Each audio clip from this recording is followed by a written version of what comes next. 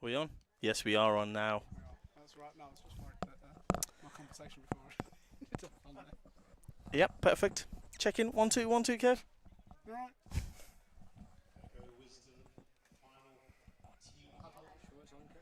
Yeah, well, I can hear myself, so that's monitors working anyway. And unfortunately, starting out with some bad news that Adil Shafiq won't be with us at least for the first hour. He will be with us sometime during this final. But the news in the middle is that the Cricketers have won the toss and they have elected to have a bat first in the 2026 Remitly Final.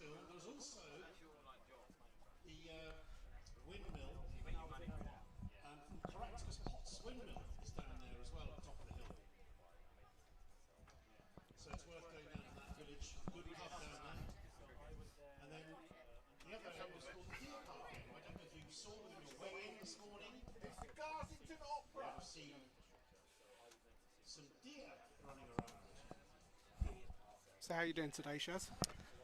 Yeah, pretty good, Kev, thank you. Enjoyed the It's warm been weather? a good couple of days. Today's been extremely good. I mean, the weather's been, let's just say, warm. Warm, yes. I think that's right. Ruben Diaz just walking past us.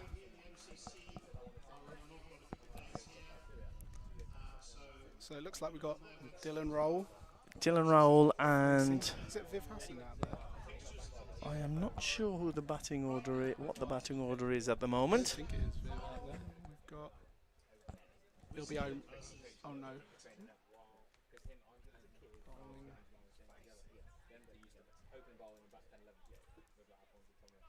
Can I just borrow that for a second?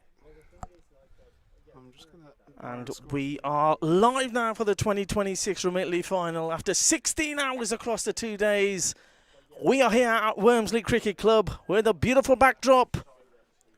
That's.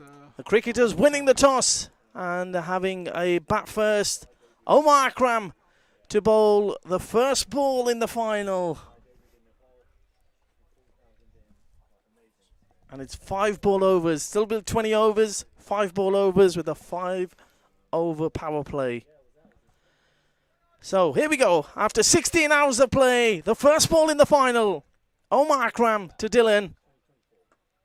And it starts with the boundary. 4 through backward point. Bit of a loose start from Omar.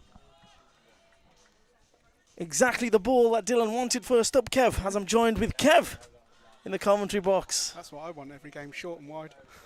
There's a little bit of shape there, but swung nicely onto the middle of the bat. It's quite a powerful opening pair there, with Dylan at one end and Om at the other. Yeah, Left, 100%. right-hand I mean, the pass. Wisden will be hoping to get Dylan out early. He's had a good couple of days. That's a better length. So the field here, we have got a deep mid-wicket and a deep cover for Dylan.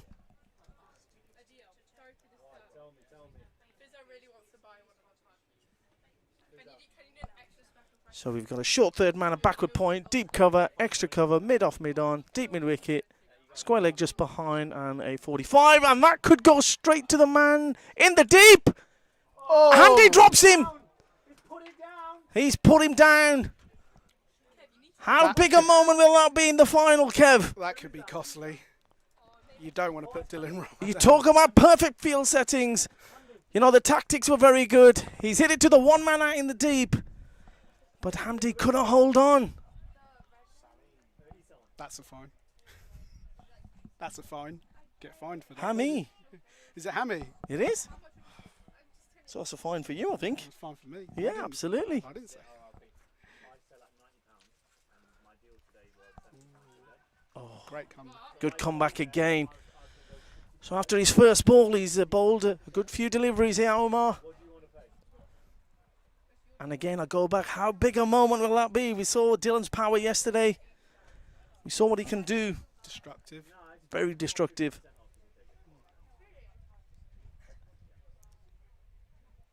And we've had some bail issues. Strong breeze today, you see. Yeah. need that. Oh. So Om hasn't faced any deliveries yet. No, on It's Patel. gonna be a left-hand combination. So we've had a 4-0-2-0. Oh, I would love a W right now for the Wisden.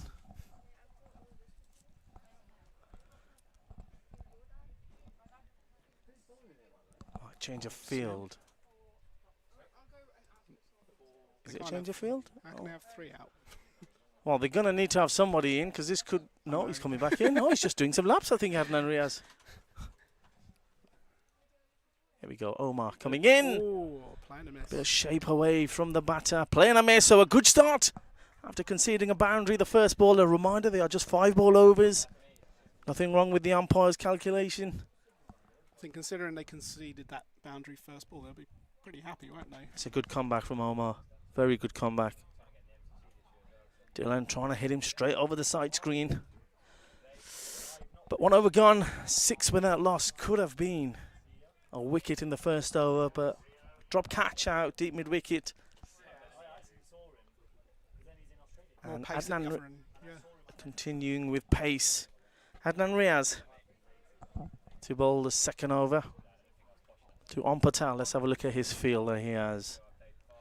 So both the opening bowlers had a decent time with the bat yesterday. They did, to be fair, yes. So Adnan has got, again, no slip in play. We've got a third man and a deep backward square.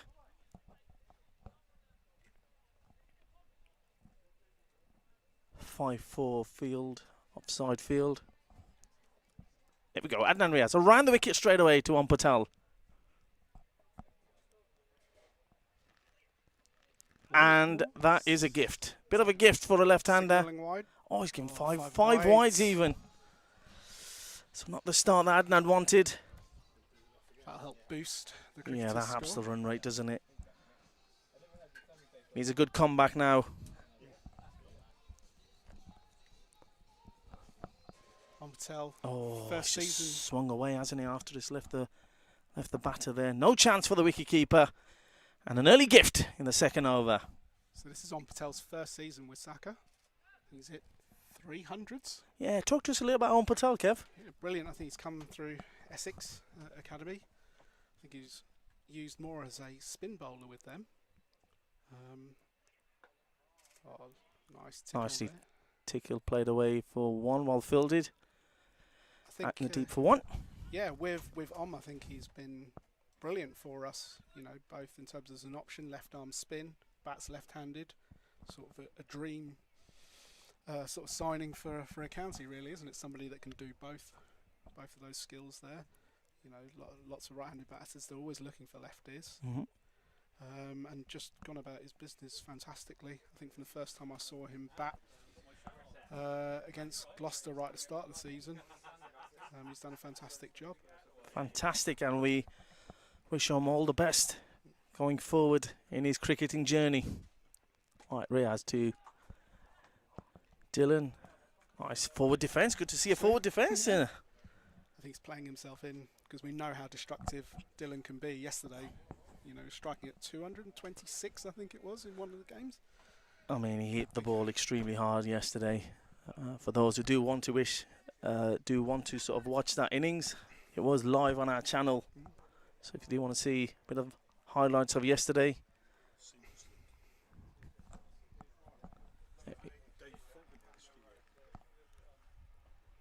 Oh, he's gone for a sweep. Man out there. Should be 2. Could be 4. Will be 4. Perfectly placed there. I mean, split the fielders. When it come off the bat, I thought it'll be maybe a couple, but it seemed to kick on this surface.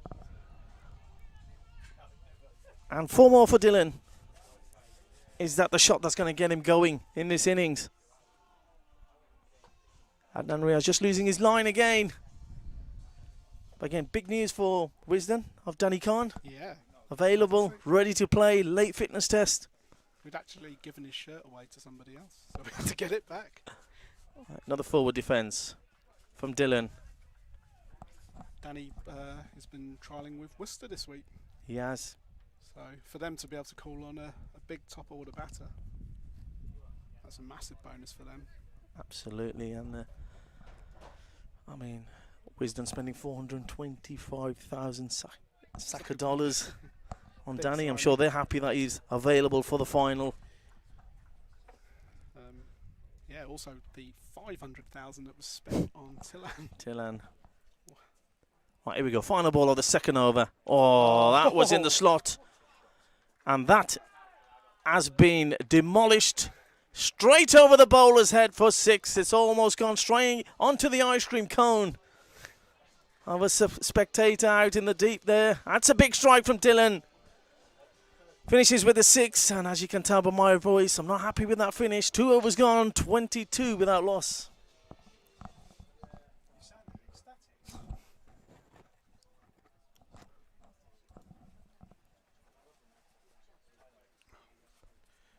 Who was causing the damage against you yesterday from these two sides? Was there anybody in particular that you felt?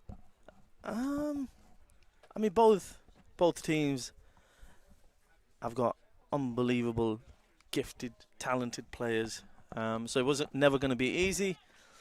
And as you saw yesterday, I mean, each team won a game each. Just shows the quality that we have. No single team walked away with the game. I mean, that last game yesterday was unbelievable. 42 of 3 overs, chasing it with 3 balls left. And when you think of Cyrus Shafi, who was sort of an injury replacement. A wild card, wasn't he? Yeah, came in late there. Bit of a wild card, but he showed what he's about. And it just shows the amount of talented Saka cricketers that we have. Unfortunately, he wasn't picked up in the first 13 by anyone. But it just shows when you get the opportunity, he took it. And he took it well. Meanwhile, Omar back to home. That's a better length on this wicket. LBW shout. Umpire says not out. And it's going to go. Oh, he's giving it runs. Oh, the bowler's not happy there. The fielders look a little bit confused there. Let's have a look at the replay. Oh, now. Kev, I can see you nodding your head. There's no camera on you. But I can see you nodding your head. That looks pretty close, doesn't it? Yeah, it's not hit the bat. Bowler should be... Maybe a little bit of height there. Could have been if it hadn't. But yeah, not a lot of footwork from the batter. No, but that's a better length on this wicket. I thought Adnan was a little bit full in his over, but Adnan seems to have found the length there. And there we go! He doesn't hit the umpire this time. You miss, I hit. And on Patal's Remitly Cup is over. He's gone for 5. The Cricketers 26 for 1. Off to a good start though. But yeah, unfortunately, didn't really get going, did he? No, and pressure when the other batter is, getting away.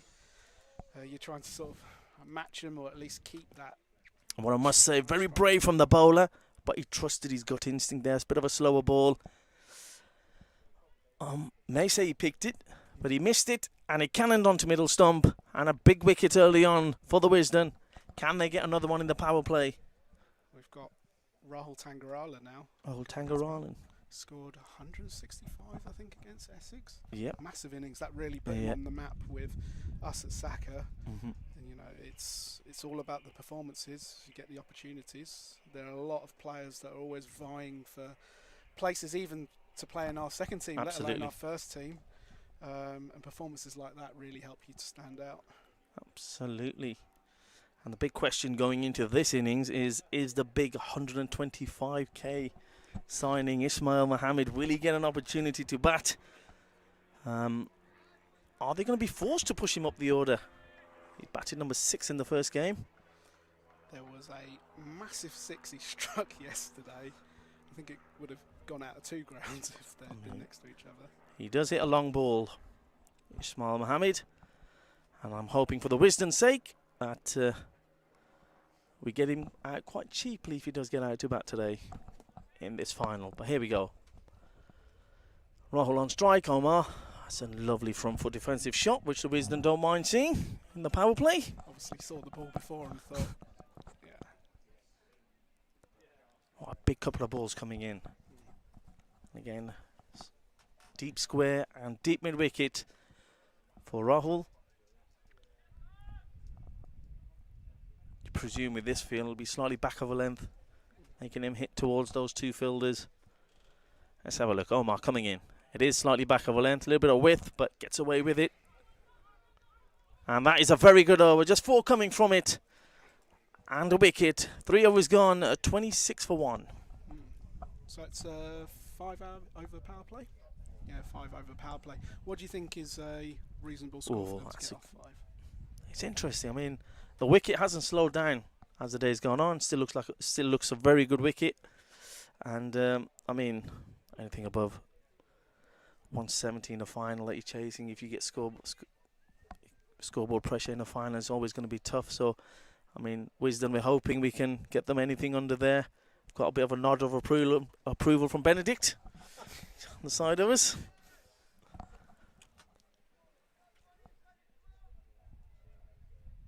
Right, Adnan Riaz for his second over. Can he find his length? Has to go slightly more back of a length, which he's done there. And it's pulled over a short fine leg.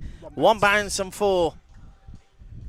I'm actually surprised that they've continued with Adnan. Yeah, I thought maybe a change. Maybe a bit of Jazz or a bit of Hamdi maybe. Still persevering with pace. Not tempted to bring in any of their spinners. And obviously, Saka have got some exceptional spinners. In fact, we've got so many. They're constantly trying to find other attributes. Gun fielder, also can bat. They need to add as many skills as possible to get into the side. Just had a look at that ball again on the replay. Wasn't a bad sort of length. The line was just a little bit too straight down the leg side, which helped the batter help it. Oh, well fielded off his own bowling. Some nice moves there. And that catch again now. How costly is it going to be? He was on 4, I think, when he was dropped. So each run he makes, Hamdi will be feeling it. Hamdi again, a lad with extreme pace. Exciting to see him bowl on this surface. It's difficult, isn't it? More pace. It's. Right, that could be 6. That is huge. That is a massive 6. Adnan Riaz goes slightly short again, and Dylan Rawal just pulls him straight over the bank into the Wormsley members area. With the breeze.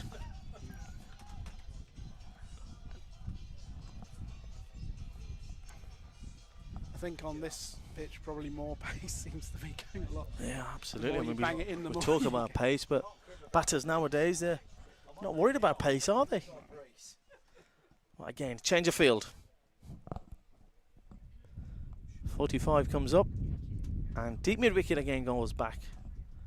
Adnan Riaz, who does bowl a good back of the hand slower ball into the pitch. Whether that's his plan now, let's have a look.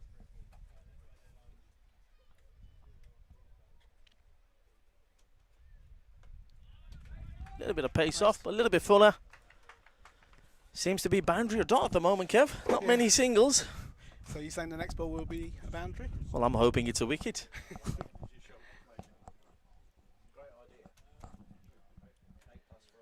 What a fantastic day it's been. Such a fantastic day. Some lovely cricket. Did you get any food from the stalls? Was there a particular one you... If I'm being honest, I've had a lot of desserts, shall we say. A lot of drink and a lot of ice cream. There we go, first single. Unfortunately, it means that Dylan is still on strike. And the score now is 37 for 1 off 4. So a reminder, it's 20 balls gone. Final over of the power play. I'm hoping this gives an opportunity for Wisden to take a wicket. Dylan will be looking to make the most of this power play. I was wondering whether you'd give Omar another over, but it looks like we're change of angle now. With is it Jazz? Jazz, yeah. Looks like it's Jazz. I thought maybe Tillan May himself. Come on in the power play. Saving himself for the middle overs. He knows there's still a lot of power to come in this cricketers team.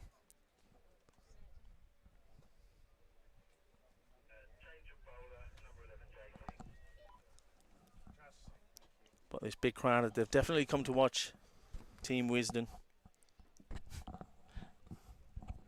And here's Jazz. Left arm over, nicely bowled. Good start. Top ball to start from Jazz. So like Jas is a new player we've brought into Saka, and amazingly we started the season without him. He was someone that attended our trials at Leighton in April.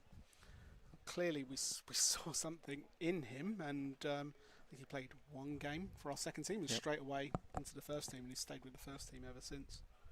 He's impressed, hasn't he? Hits about a lot harder than you think, Jazz. Definitely makes things happen. Absolutely. And he's a wicket taker. Oh, and he's gone for six again, I think. It's another great strike. There was a man out there in the mid-wicket, but he had no chance running to his right. And I can see that they've moved the fielder, so it's not Hamdi there anymore. It's Merab Khan. Has that field change come 3 overs too late, though, Kev? I think you just can't drop someone like Dylan. You can't give him any opportunities, can you? No. And as long as he is there, This could be a big score. Be interesting whether or not the cricketers sort of shuffle their batting order and bring hitters in now to sort of capitalise. Oh, that's more runs. More runs, yeah. Another boundary. This time slightly short down the leg side. Gone fine. Another boundary for Dylan. He moves on to 37, and this is how dominant he's been. Cricketers are 47 for 1, and he has 37 of those runs in the power play.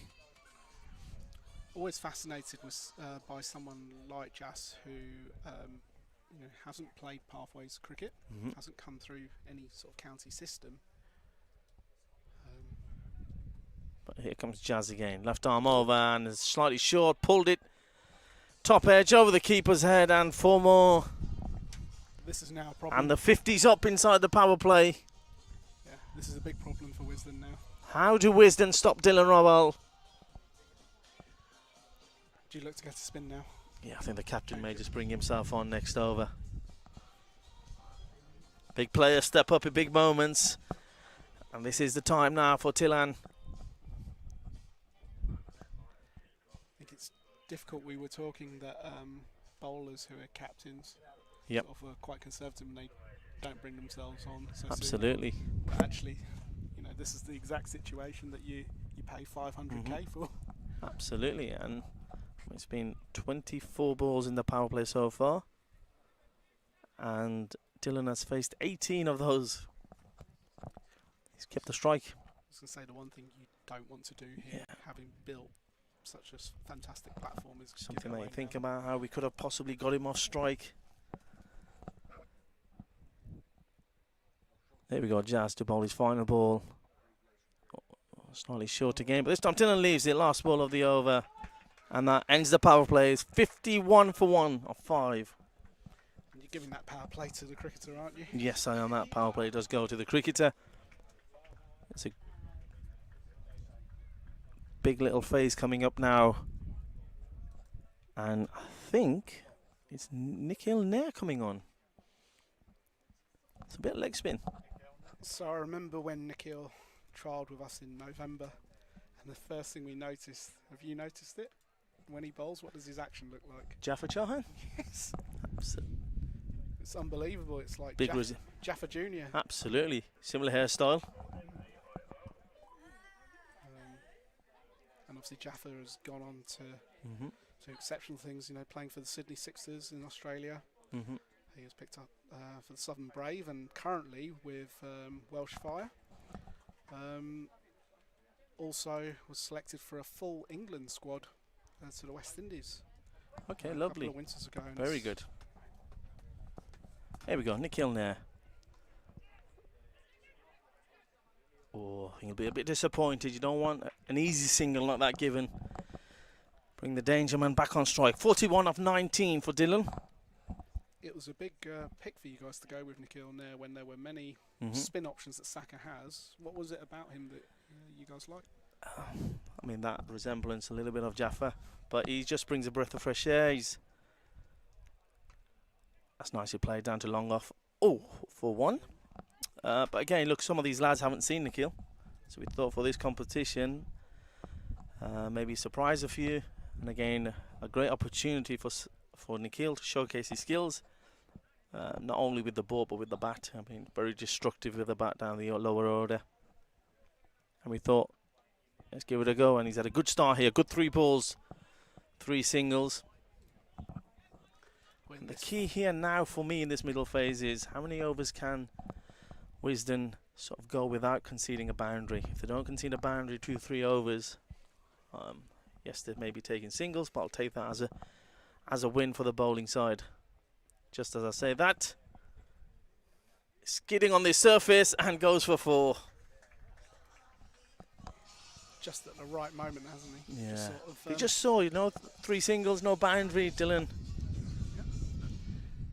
extends his arms and it's another boundary. And that was along the ground, no risk involved, bisects the fielders. Yeah. And again on a wicket, there's not much turn on this wicket, so you can get sort of good opportunity. But slightly, he's very unlucky there, Nikhil, just looking back at that replay. I think, like Jaffer, he also bowls it flatter. Flat. So there's a bit less air. I think that loop can always challenge batters. Oh, I bowled. That's good fielding off his own bowling. Yeah, he didn't want to go back-to-back boundaries there. No. Just banged it into the ground, doesn't let the batter sort of... And that's another over bowled. 59 for 1 of 6. Adil Shafiq, my co-commentator for the day, just making his way into the nets, having a look at some more Saka players that we're hopefully going to look to sort of take on. Kev? Yeah, well, one that's coming on that I've been really impressed with in the last couple of days. He's someone that I watched him bowl here at Wormsley against Oxfordshire for the second team. Whenever he's played for us, I think he played a T20 game against Glamorgan. He is impressed every single time, without fail. Commentators cursing him. But, you know, these are the kind of moments now we're sort of set up with this opportunity of final, lots of spectators watching. You know, you're almost recreating a pro situation, aren't there? With Absolutely. people eyeballs on you. Can you deliver, you know, your skills? Here we go then. Samajit on now. Still no Tilan. Captain holding himself back. Samajit an off spinner. He's got a knack at taking wickets. That might spin. Should just be the 1. Coming back for 2. That's very good running. But again, big outfield. Yeah. But he wasn't in control there. No. He took that on. He had his heart in his mouth for a moment there. So 49 for Dylan Rowell. 49 in the 2026 Remitly Final. Oh, stopped a little bit, that one in the surface. I think he's got away with that one. He has got away with that. Surprised the batter. And is that because he's on 49? I think if he was on 29, that might have been over the scoreboard, that. Just want to tap one into mid-wicket, a square leg for 1, doesn't he? Oh, it's an opportunity and another drop catch. How many chances do you want to give Dylan Rowell? And that is unacceptable. And that is 50. And that is 50. And I did say he looked a little bit cautious there when he was on 49. And another opportunity. And this one, well, should have been gobbled. Absolutely. It was a nice height as well. It wasn't huge amounts of pace on it. Maybe it was just a bit too slow. Yeah, I mean, no excuses there. Oh, short. And that's 4. That just hurts even more, doesn't it? And now he's got to bowl another ball as well. Shaking your head there. Yeah. It just shows how cruel this game can be.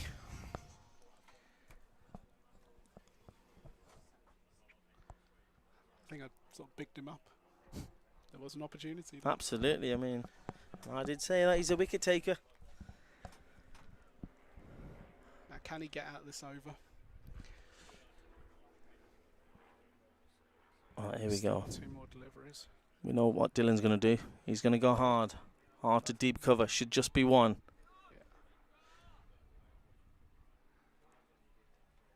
Wisden just need to wake up a little bit here in the field. A little bit sloppy. Even that throw back to the keeper. I'm wondering how Cam Ponsonby, your team owner, is feeling right now, seeing that. I can't see him anywhere, sorry. What I would say is it looks like a very good batting deck. It is a very good batting deck. And with Every run you save, though, will help you. you've got quite a stacked batting lineup. Yeah, we do go pretty deep. We do bat all the way down, like we said, lights. Which is why we sort of picked the players that we did. We wanted to go with guys who we feel will, you know, can showcase their skills, who looking for that opportunity to showcase their skills, and this is the great opportunity. And after that is me done with my short stint, and I will be back a little bit later. Nikhil Net. Oh, I thought I'm going to leave with the wicket. I'll be back later in the second innings with Adil Shafiq. We will take us to the conclusion of the 2026 Remitly Final. See you all then. See you then.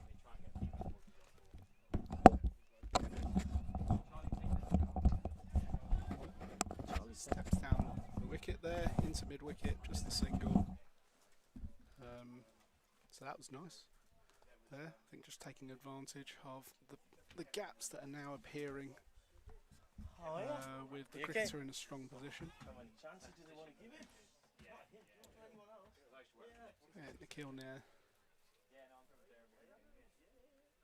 comes in and taking a single there to the 45. Just tried to stop it, but they've actually run two. It's good running for them. No risk, and they get two for that. This is now feeling more like a containing operation for the Wisden side.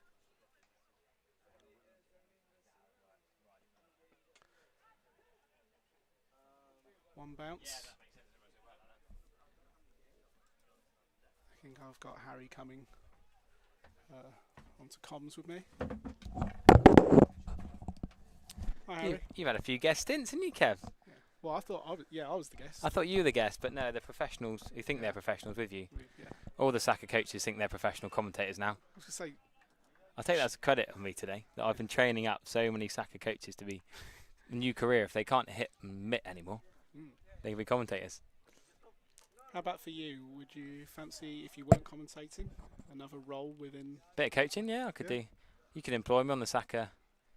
Get me in, self-employed Saka. I've just been chatting with Jamal Hussain, doing a bit of backing up, ball fetching, hitting with him. Exceptional fast bowling coach. I've learned a lot actually from listening to him when he's talking to the players. Well, you know, my childhood was getting the bus up from Tiverton to Taunton, the hour-and-a-half bus for what's a 15-minute car journey, to go and watch Jamal Hussain and Steve Kirby bowling together and batting number 10 and 11 together. They had fight over 10-11 after Alfonso Thomas. Yeah, top bloke G. That's a lovely shot to the wards, long off though. Yeah, another catch. Tell you what. Third time lucky. There's some celebrations from the previous commentator there. Which team's he affiliated with? You've got to be neutral if you're a commentator. Can't be biased. I think, in a way, the damage might have already been done. They could have got him on 4. Could have got him on 49. Yeah. Now, unfortunately for Wisden, the batter that's coming in is Sinel. So Sinel, I think, he was leading. He's now he's currently the second leading run scorer in the Birmingham Prem. Good level of cricket, that. Yeah. Yeah, I played overseas in Orbost. A couple of lads who at Sutton Coldfield, Lee, Aaron Thomason, that played out with them in Orbost. I was playing at Insta yesterday, and somehow I got to 100 in a touring game yesterday, and random lads wandering around the boundary, and it's a former Australian teammate of this random club in rural Victoria. He's playing in Derbyshire League this year, and he's on holiday down in Devon. Bizarre. But that was weird last year when we played, because obviously we put on that 100. Yeah. And it turned out we both played for the same club in Huddersfield League, but not at the same time. Yeah, I played for Shelley and then Elland. I played for, yeah. That's mad that we both played for Elland. And we had mutual friends on social media. 2018, I think I played for Elland. Okay. 2018, 19, yeah, a few. I went to the visit my old Elland captain actually. Okay. a few weeks ago on my way back. I played a couple of MCC games in Glasgow after my sister's wedding in Edinburgh, and then went back through, filmed with the backyard cricket lads in Harrogate, Knaresborough, their home, and then went to the Adil Rashid Cricket Centre. My mate Max Rawson from Elland coaches there. Well, I know Max, and I know Cricket Centre. There you go. Oh, yeah, Max has been telling me some coaching tips, sorting me I out. think he's been scoring some runs this season. He has. He's playing a bit of a lower league. I'll give him some stick. He should be playing Huddersfield, Prem or Bradford rather than mucking about in the Halifax League. But I think that's one of the things with Saka when people, I get a lot of people ask me, and when sort of talking about trying to get into Saka, really we're looking at those players that, if as a minimum you're playing an ECB Prem League, and then you want to be one of the dominant players within that league. I think it's obviously players are developing and then progressing there, but for us, if you think how many ECB Premier Leagues there are across the country, that already creates an enormous pool. I think batters need to play against the best bowlers. The sort of talent ID side of things with bowlers, fast bowlers especially, sort of slightly different because of maturation, people physically getting bigger and stronger. Always use the Jimmy Anderson sort of analogy that he didn't play pathways with Lanks. I read his book and his stories of being bang average bowler in just 1 year. It's a lovely shot for four in between point and short third. The timing was beautiful. But yeah, Jimmy, interesting about him. Suddenly 1 year he went from third team medium pace to first team quick I think in like a winter. 55 to a 75 mile an hour. in just like in a teenage year. Mental.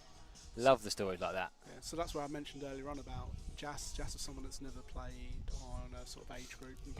Now when I saw Jazz Singh, I was thinking of the Kent team at Jazz Singh, the right armour, and I was going to mention it on commentary, and I thought, I saw it. Everyone's pretty friendly here. I literally, when I was chatting with Jamal, was saying during the warm-ups, and Jazz Singh said, "Excuse me, lads, can I just mark my run-up out?" And I said, "Jazz Singh at Kent's a right armour." I said, "That's not you." Unless you suddenly descend. I said, "Can you bowl both arms?" Yeah. No, we had a good giggle about it, just having this similar name and both being seamers. So he was, because of an additional sort of trial that we organised through obviously our sponsorship with Remitly. Helps us fund that and helps fund our our second team program. So opportunities is the name of the game for us as Saka. And for him in April, once the season had already started, we'd already played I think a couple of games, and he performs well in a trial. Plays against Oxfordshire. Sorry, it wasn't for Oxfordshire, but he played a second team game. And he's just too good for that, and and slotted him into the first team, and he sort of remained, and that's the great thing. So it's not a sort of a close sort of club, and you're going to have to sort of earn your way. If you're good enough straight away, then you're in. Yeah, I love that. Now, it's been such a positive day. The conversations I've had with people from the Somerset cricket manager here, Simon, to Louisa from the MCC, and all the different people here, whether it's umpires, scorers, coaching staff, players. It's just been an awesome day, the Remitly Festival. People enjoying cricket, and just the love for Wormsley and the love for Saka is awesome. Well, you see how competitive our teams have been. I mean, yesterday, every team won one game. Yeah. And that happened last year as well, so it wasn't sort of a one-off, to show sort of how balanced. And then players who have become injured or unavailable. We had 3 players unavailable because they managed to get contracts in the Metro Bank. So Well, yeah, I was just wandering around, and Sav just called me as I was wandering around and had a good catch-up and said, thanks for the kind words I said about him for Somerset, because I was always his biggest fan, really. The first few games he did well, got 60 up at Welbeck, got in, got going, and then got dropped for a couple of games, which I thought was a bit harsh. Johnny Connell came up to open.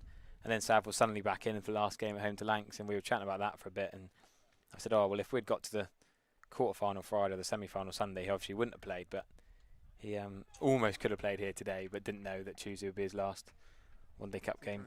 Yeah. And he's playing 2s for Somerset next week. So I think someone like Sav has always been sort of called as, why not Sav, when you see his body of work. Well, we were joking. Everyone knows about Adil Rashid's first-class centuries. Yeah. I was like, the last month, anyone who knows anything about one-day cup cricket knows that Sav's had, 10 counties, 14, 2 centuries? Yeah, I think he must be 3rd or 4th in the last 5 years of leading run scorers in second-team cricket. Yeah. And he's been playing as a trialist. Yeah, and for about 10 counties. Yeah. Fair play to him. Yeah, I mean, he is an absolute run machine. I did say to him, do you want to come on comms? But he said he's having a day off, having a few beers with his mates today, so fair enough.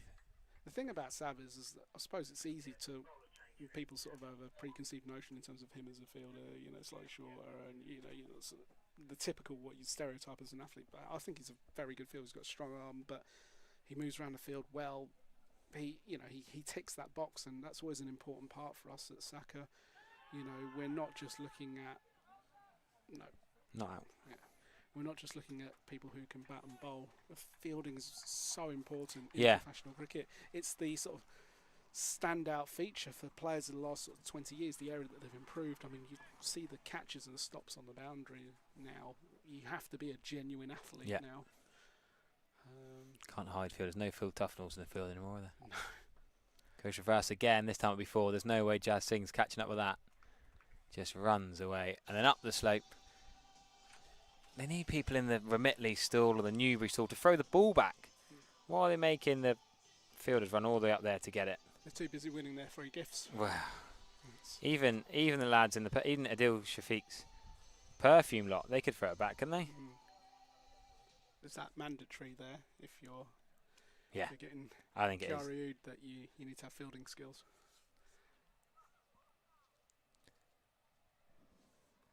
I think so. No, it's been just cool interactions, all about cricket today. So much love for the game up here. Honestly, just happy to knock it around at the moment. What do you think's the pass score? 20 overs in the final. Used pitch. But it looks looks like it's playing fantastically. It does. Well, credit Simon, who we've just been chatting to, fellow Somerset fan, Simon Tremlin, the course manager here. I mean, you're probably looking at least double, so 200 now is probably what they should be aiming for. I think they'll be satisfied if they get to 200. I think anything less than that, I think it gives Wisden a bit of a glimmer, because obviously they've had the added boost of Danny Khan becoming available for them. Yeah. And Danny's someone that when we look at Saka, from his first year, you could see the potential, but the outcome wasn't there. Maybe he'd probably played 10 to 12 games, got a couple of 50s, but didn't get that big score. Opening the batting pretty much every innings. Yeah, and then last season, I think he got 140. Was it against Kent or Essex? And that sort of said, well, clearly I'm good enough because I've scored, Well, that was interesting, because my little catch-up with Sav Pereira, he was just talking to me about, because he opened with Khan. Do you remember there's a game at Taunton Vale in the twos about 2 months ago? Somerset had about 6 injuries in the top 6 when they were Abel or Banton, the Rue boys. So then, actually, there were 2 Saka lads opening, which is pretty cool for you guys to see. Khan and Pereira opening. We've got an interesting one for you. I think we played against Worcester. Danny Khan batted 3 times in a 3-day game. Yes. For one team twice, the other team the other time? Yeah, so I don't know if you I think know, I heard about this. But obviously, part of the requirements for... should be out. Long off, should take an easy catch. Oh, he misjudged it. It wasn't that easy in the end. It should have been easy, a misjudgment, but he still held it. And they are now another wicket further down. What were we da? 0 for 2 off 1. So that was the question, whether or not Tillan should have come on earlier. He is their premier bowler. He costs the most money.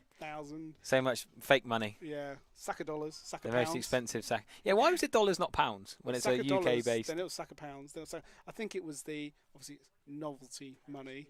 So yeah. We didn't want it to. If we just said pounds, then it's like, is it? I wanted to just check with the players that they were getting so much stick earlier. How much money are you getting for this? How much money are you getting for this game? But they're not being paid 125 Saka. Well, they might be paying Saka sheets. Well, the boys, I think, were chatting in the WhatsApp group. I was getting pings. It was like, taking everyone out to Pepe's for dinner. Are you in a WhatsApp group with the lads, are you? I think quite a lot of Saka WhatsApp groups, unfortunately. What, men's squad, ladies squad, and then different departments squads for different matches as well. Media, comms. And you and Tom are in all of them. Yeah. So when you get a ping, it's like, am I in that group? Have I sent the message to the right group? Yeah, group? can you mute and archive them? It's when you add new players to the collective up there and they've not seen they haven't seen the messages previously, so it's just assumed. And then I think we had a bit of an incident where one of our replacement players turned up here yesterday. Thinking both days were here. Yeah. Well, luckily he turned up. At least he turned up here and not Wanstead, because that would have been even further, I think, to travel. He got there in time, did he? Yeah, I think he wasn't playing the first game. Fair enough. His team wasn't playing, so it worked out all right. But yeah, in the case of sort of someone like Danny, it's that sort of progress. Yeah. And yeah, he played 3 times. So one of the things you need to have as a trialist and as a professional is around heart screenings. So it's a requirement. So if you don't have a heart screening in the last 2 years, then you can't trial, you can't play. So one of the other Saka players, unfortunately, he was trialling with another county who had organised the heart screening, but they couldn't get the document. And so Danny was available. So they said, you know, why not? But we needed to draft in another player who wasn't available at the time for us at the time. So he got to bat with us because we were batting first, and then he went to play for Worcester for the second and fourth innings of the game. So did he do better for you or for Worcester? I think he got... Oh, he's been given. I'm surprised by that. We're in quite a good view here. We're in a better position than the live stream. What do you reckon, Kev? You're my VAR upstairs third umpire. Well, I'm surprised you'll that's have a given. view, but where I am, slightly across from you... Oh, come on, you're 30 centimetres to my left here. Yeah, but the umpire's slightly in front of the line, which is kind of the bit I need I thought to that see. looked harsh. He's right in front of us. Well, he has got 2 in the over. It is a stumping. And he's got to go, but we weren't quite sure. Just trying to signal to Tom there. Tom's had a very busy day. What, to see if he thought it was out? No, he was calling me, but obviously I'm on comms, so I just had to, unfortunately, ignore his call. He's not got an earpiece in. You need some earpieces so people listen to the comms around the ground. It says Tangarilla stumped Mohammed. Bowler Waller will be for 11 of 15. So this is Viv Hassan coming in now? It is Viv Hassan. Hassan. runs in the earlier game. Look good. Yeah. He's batting at 6. Pocket rocket. He kind of does everything. He bowls leggies as well. I love a leggy. You like my leggies? Yeah. We love a loopy leggy. He's a bit quicker than me, mind. Obviously, this is where his height becomes an advantage. I think in the white ball, he gets a trajectory if you watch him bowl so low that it's hard for the batters to get under it. And he bowls very fast leggies. I think he can bowl almost 60 miles an hour. It reminds me of the leg spinning Dan Mousley. Yes, okay, I like that. So it's quite a sort of that sort of skill set. When again, effectively, when we're talking to counties about our players and what they can do and what they can offer, that's a bit of a USP for him. Yeah. And it helps he can bat as well. Oh. Off the mark straight away. I think the strategy for them now is probably sort of rebuild. Wisden have sort of pulled it back, haven't they? And yeah. I think if I'm the cricketer, I'm looking boundaries every now and then, but mainly the singles. Build a platform, maybe the last 5 overs go hard if they don't lose any more wickets. Yeah. It's always that old adage of runs on the board in the final. Scoreboard pressure.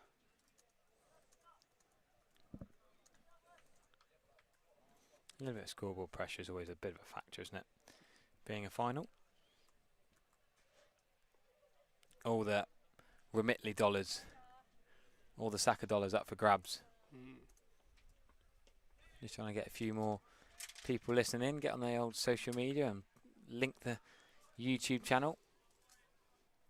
We should get Fletch to take some photos of us and whack him on the social media, really. Where is he? He came earlier on and took a few. We could get Simon on commentary, couldn't we? We could get the Simon the cricket manager to come do a commentary stint. That'd be good, wouldn't it? Ask me questions. Could ask him about the wicket. Do you want to do a little stint? Yeah. Do you want to carry on? Yeah? Come on, Simon. Come on, stint.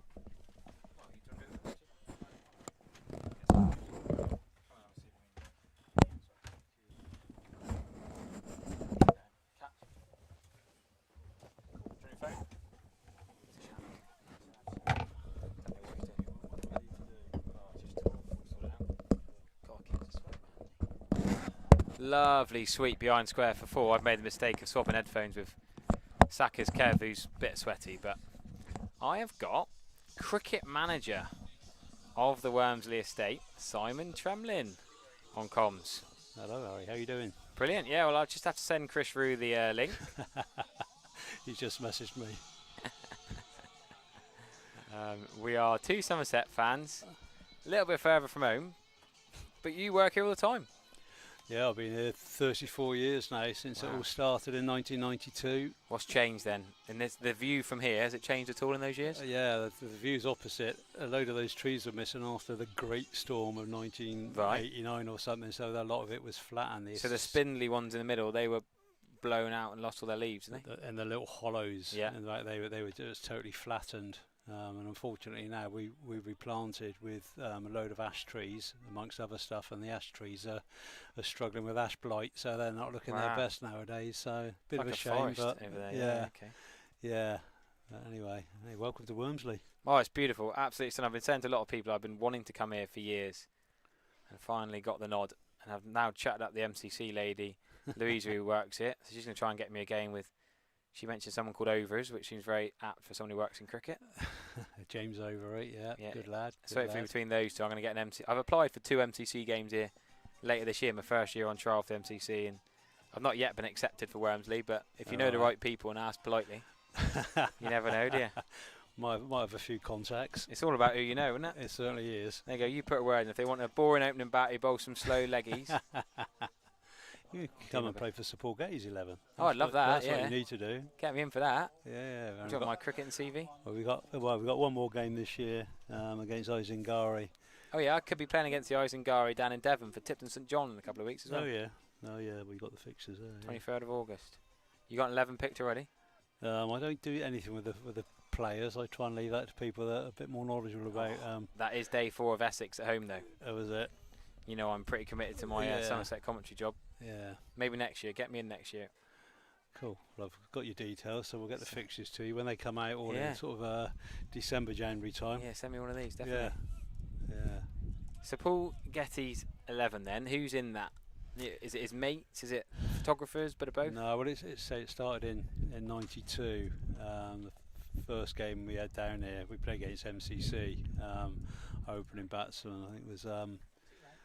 We had Chris Martin Jenkins took the first ever ball down here. Clive Radley captained the MCC. Yeah. Ian Gould, gunner, he played for the Gunnar Gould. MCC. I think. John Barkley would have been our captain from Sussex. Yeah. So yeah, and we had the Queen Mum was here. Wow. John Major was here. Michael Caine was here. Dennis Compton was you here. like royalty, don't you? Yeah, it was a pretty amazing day. It was a pretty And you're just wandering around chatting to people that you've idolised for years. I was a little shy 26-year-old up from Somerset in those days, so I wouldn't say. Did they have boot to a subtitles to goose. understand you? Yeah. Yeah. I'm surprised how many London accents I've heard up here. Like. Well, it's like 45 minutes here, and you're straight into Lords. The people were saying they were commuting in from Lords to here, the IT chap and Louisa working in the MCC office. I think It's pretty much just a straight road. Yeah. You get on the motorway straight away, turn left, go 400 yards, you're at Lords. the It's traffic's not that amazing. bad. Depends when you leave. Right. You don't want to go in at 8 o'clock tomorrow morning. It'll be pretty busy, but Between 10 and 4, you're okay. yeah, generally speaking.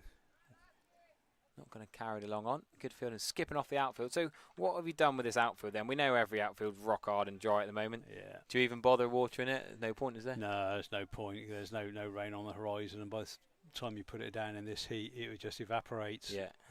We haven't got pop-up sprinklers or anything like that. You get one decent shower of rain, and it will green up quite nicely. But You got the square's fairly green. Fairway out from the square as well. Yeah, we Bowlers run can water the square and nets and stuff like that for like health and safety reasons. And we've got a lot of cricket coming up, so we need to keep that all healthy. We've got about another 6 pitches we've got to get out of the square this year.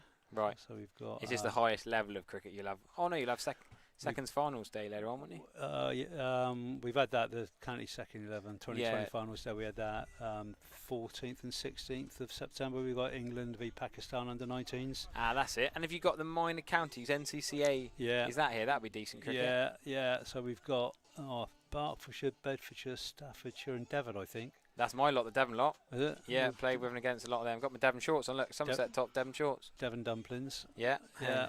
A lot of the Devon county lads still play the old dumplings game. Actually. Playing with them next week. Yeah. So that's normally a really good day. That's some good stuff. So that's your 3 20-20s. Yeah, looking forward to that. You know, we used to have the one-day final of the 50 overs, but they've changed it to the 2020s now. Okay. But no, that's normally a good day. So it's like a T20 finals day. Yeah.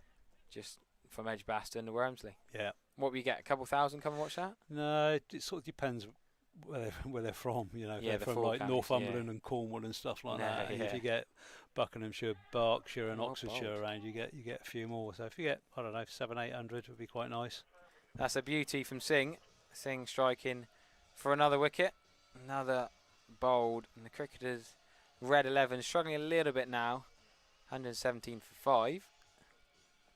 Hassan, who looked pretty good in the earlier game, got runs this morning. Out for 13 off 7 balls. He had a brilliant partnership in the eliminator, but out early with a nice spinning delivery. So yeah, I mean, just what a place to work. I guess you've got a nice view out of your house on site, have you? Yeah, we're very lucky. My wife's the head gardener, so we've. Oh, wow. Yeah, so she does all the pretty stuff. I do Yeah. cut the grass. Does That's she about work it, here yeah. like full time sort of Yeah, as much as you like?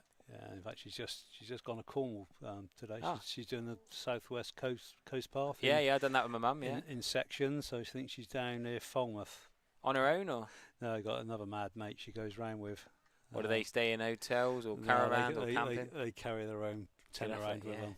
In this So, heat, that's a great effort. Yeah, I know. She went off this morning, so What, drove down from here this morning? yeah, drove down from here this one. So it's about like 5 hours. Drive it Gunwallop or Gunwallop. Gosh, she could have waited. I could have given her a lift back tonight. Yeah, but She no, walk all day from Falmouth to somewhere, camp, go again tomorrow. Yeah, so they're doing Friday, Saturday, Sunday, back on Monday. So I yeah, thought you'd want to do a longer stint than that if you're going to go all the way down. 2 days driving, pretty much. 2.5 days. yeah. 3 days is enough. Yeah, okay. You never Yeah. go with her. No. Thankfully, I'm way too busy at work. I do like the South West Coast Path. Is stunning. My mum's done bits of it. Another family friend's done bits of it. I might do a bit more myself in October. Oh, that's a long I've October done a next couple time. of sections, but I'm sure they were the hilliest bits going. Where did you do? Deepest, darkest somewhere. I can't remember. It's a Bude area, something like that. Yeah, that's hilly round Butte. Yeah, I'm it going was there like- with the in-laws in Right.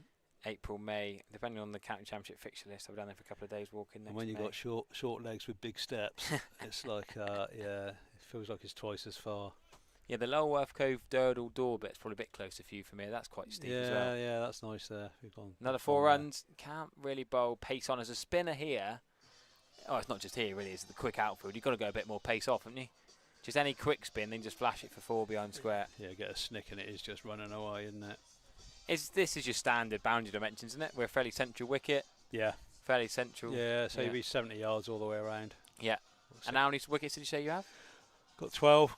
Got 12 pitches out there. 12 match wickets, is it? Well, the bottom one and top one we tend just to use for bowl ups and stuff like that. Yeah. So we got the 10 in the middle. Yeah. So yeah.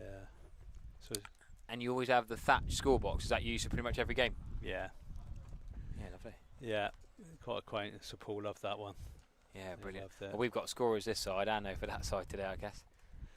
Yeah, they got decent scorers down there.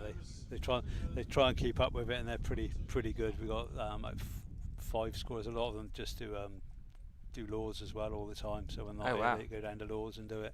I think there's so many links with Lords. I didn't realise it was quite so well close geographically, and you know the Yeah. links between them.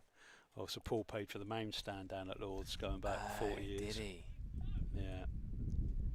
So was he what top 100 richest people in the UK, something like that? Oh God, I think when I started here he was 4th. Was he? Yeah. Wow. In the olden days, 1992. I was telling you earlier, I was playing at Mr. Dyson's house last week. I don't know where he ranks in the rich list. No. Gone from Hinton Charterhouse, Mr. Dyson, to here today. Yeah, that's changed since I played there in 1979, I should think. Yeah, I'm not sure the Dyson estate was. Well, it might still have been there, but money and cricket makes amazing things, isn't it? Sometimes. So are you heading off after Wormsley? When's your next stint? I am. What am I doing tomorrow? I'm pretty much playing or commentating every day in the summer at the moment. Where am I? What's tomorrow? Friday. I'm playing at Chagford tomorrow. Right. Then Bridgestone Belston Saturday. Playing at Sanford Peveril in a memorial game, my old club, Little Village, Sunday. Monday I'm at Instow playing against your lot's up here, South Oxford Amateurs. Oh God, They're from around here somewhere. Yeah, Playing yeah. against them. I normally I get to know a lot of touring teams from Oxford, Londonish. I get to know Yeah. quite well because they play all the nice grounds in Devon and Somerset. And I end up playing for us. Another lovely sweep shot for 4. Runs a fleur in here. Then at Bradninch on Tuesday. Valley of the Rocks on Wednesday. Oh, that's nice ground. Yeah, I love playing up there. They announced me as a player, actually. I got a shirt and a hat for the Valley. And then Thursday I'm on comms for day 1 of the County Championship, returning with Essex. Oh, that'll be a good game. Yeah, so That'll be a good game. Vic Marks will be back into the Championship attack from the com box. All right. Myself and Pete have held the One Day Cup together, while Vic's had a few weeks off playing golf. And yeah, we'll be straight into it. Don Topley will be down with Essex. Oh, Somerset fans' favourite, Don Topley. Yes, that's a good way of putting it. I get on well with him. We have a little bit of a giggle. I just don't talk about the 16.4. We just, yeah, he goes off on one about Reece every now and again, but I spent a bit of time with him. We were probably at the same game in the Ashes in the winter. We're out in Perth. I was out with him the night before the short Perth test. Yeah. The last time I caught up with him was in Mumbai. I can't remember what that was. No, we disagree on some things, but we get on fairly well. Have a good laugh. That looked to me like a bit of banter with him. Yeah, exactly. I think that should have been a catch, a deep cover there. Didn't judge it particularly well. We'll blame the sun in his eyes, but you backpedal a couple of steps.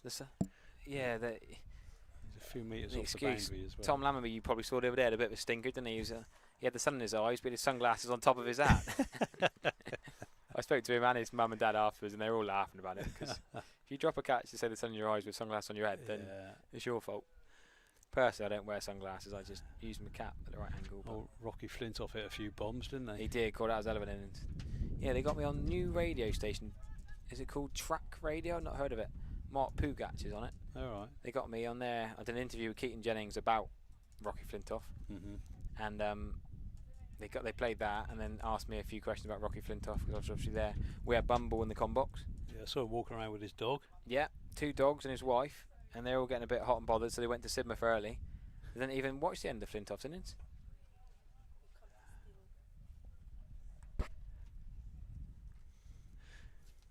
So it was a pretty small boundary on one side at Taunton, but a lot of those sixes would have cleared the long one on the other side. Yeah, absolutely. We got some of the girls from the Sacca Women's game earlier on. Want to come and do a bit of commentary? We'll keep changing it up. Keep you interested. That's a lovely slap of the wrist through extra cover. Deep cover's done well, but can't quite get there. Thank you very much to Cricket Manager Simon. Cheers, Harry, and I'll catch you down at Taunton at some point. Thank you very much. Yeah, cheers, mate. Bye. Right, we'll bring the Sacca ladies on. Yeah, why not? A bit of a laugh, isn't it? Yeah, top man. Right, you know what you're doing, you two? Go on, you coming in, just... I'll leave them up. Okay. Just make sure them two are up. You happy? Okay. Do you want to do the last 4 overs? Yeah, why not? Sure. Oh, wait, we've got the team as well. Yeah, I'm not sure. We're just going to go numbers. If in doubt, just look over his shoulder. Amazing. Thank you. He's got more information than I got. Miriam, nice to be on the comms. Yeah, I'm really excited. It's good to be here. I'm Regina Sudazay.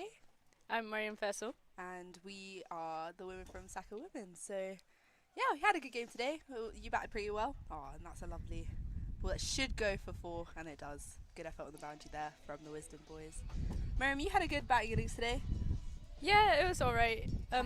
Obviously, would have been happy to help bring the team to a win, but yeah, it's good to contribute where you can. And how did you feel out there? Did you feel like conditions were quite nice? Yeah, I do think Hampshire did bowl quite well up top. But yeah, we did adapt quickly-ish, so yeah, it was good. And Miriam, can you give us a little bit of an insight on what this season's been like for you, playing in the Sacca programme? Of course, it's the inaugural year of Sacca Women. How do you feel from the first game all the way to your last? I honestly have really enjoyed myself. I think it's been a great season. Tom's put in so much work for us, and just having those fixtures, being able to showcase our skills, has been the best opportunity possible. And yeah, I really enjoyed it. It's a great group of girls. We've gelled really well together as well. I think as well it's the belief, having people that really believe in you, and like you said, it's that gelling. We've all got on really, really well, which also you can see here is quite a lot of friendly competition between the boys, because they probably have had that gel together, and it's kind of not every person for themselves. It's more so let's support each other and let's build that future of cricket together, which is pretty exciting. Yeah, exactly, and also just to have some support for people like us, really, South Asians, is something that you don't get a lot of. So it's good to have this programme and be able to do that.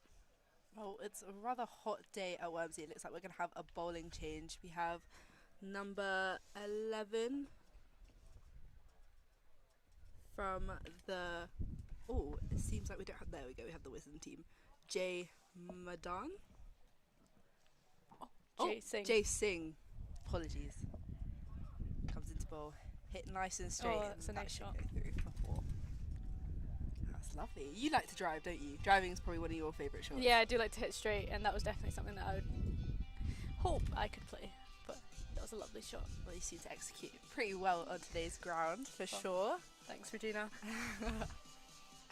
This Wisden team, they've been alright. I was speaking earlier to their team owner, Cam, and he seemed to have a lot of faith in them. They've got, of course, some of their superstar signings here.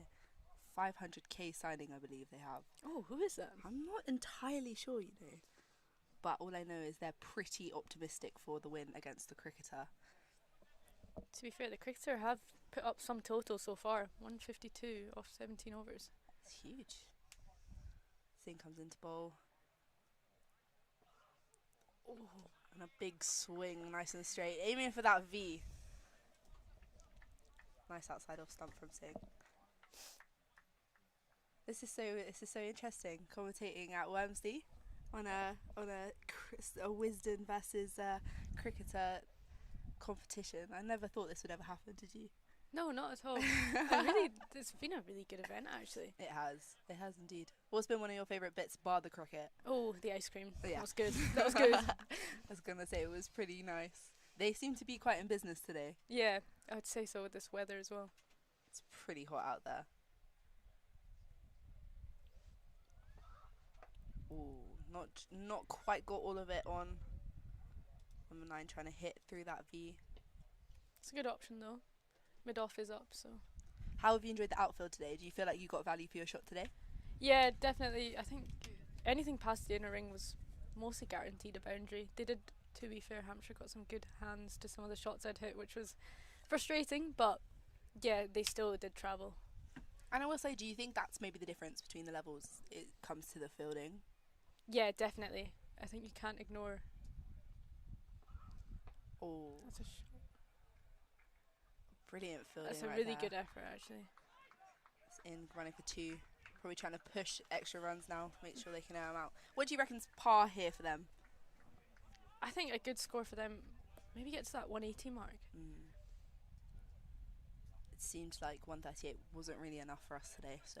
Yeah, definitely. We needed to aim 150 plus, but you learn from these things and hopefully come back stronger next season. Well, back to what you were saying about the fielding as well. Do you think, especially of course you've been with Scotland, etc., and stuff like that, is that the sort of stuff that's really worked on that higher level? Yes, I think one of the main things that can differentiate you from, honestly, the pros is the fielding.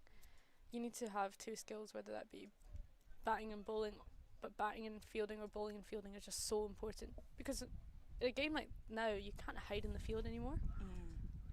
Nice and short by Singh. Good take from the keeper.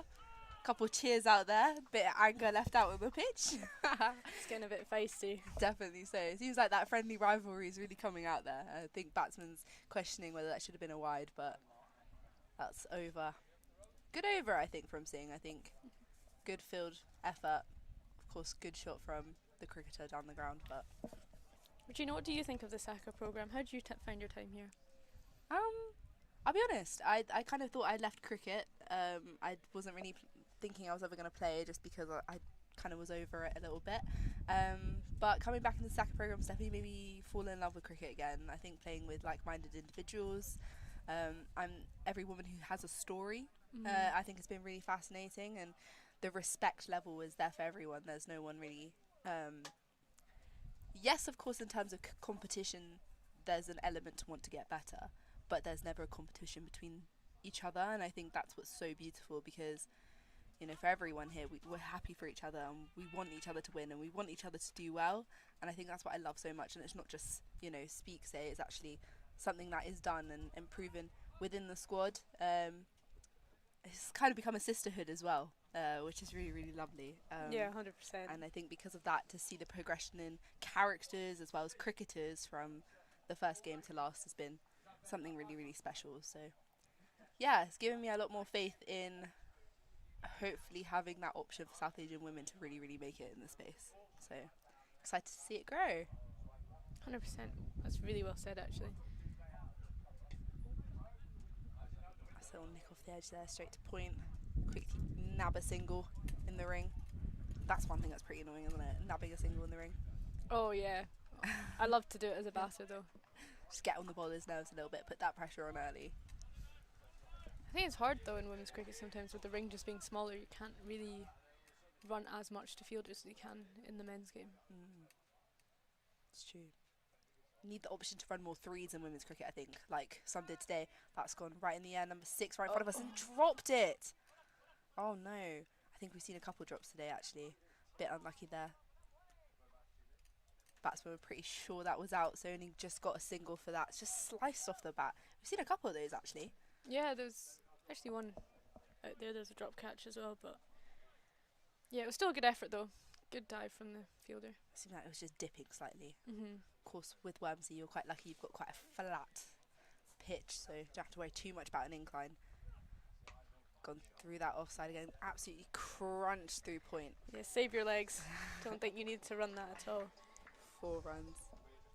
Usman now on 19, I believe, with Mohammed on the other end, 27 for 13. Looking pretty good here from Saka. Mm-hmm. Well, I guess Saka is Saka, isn't it? They're both Saka today.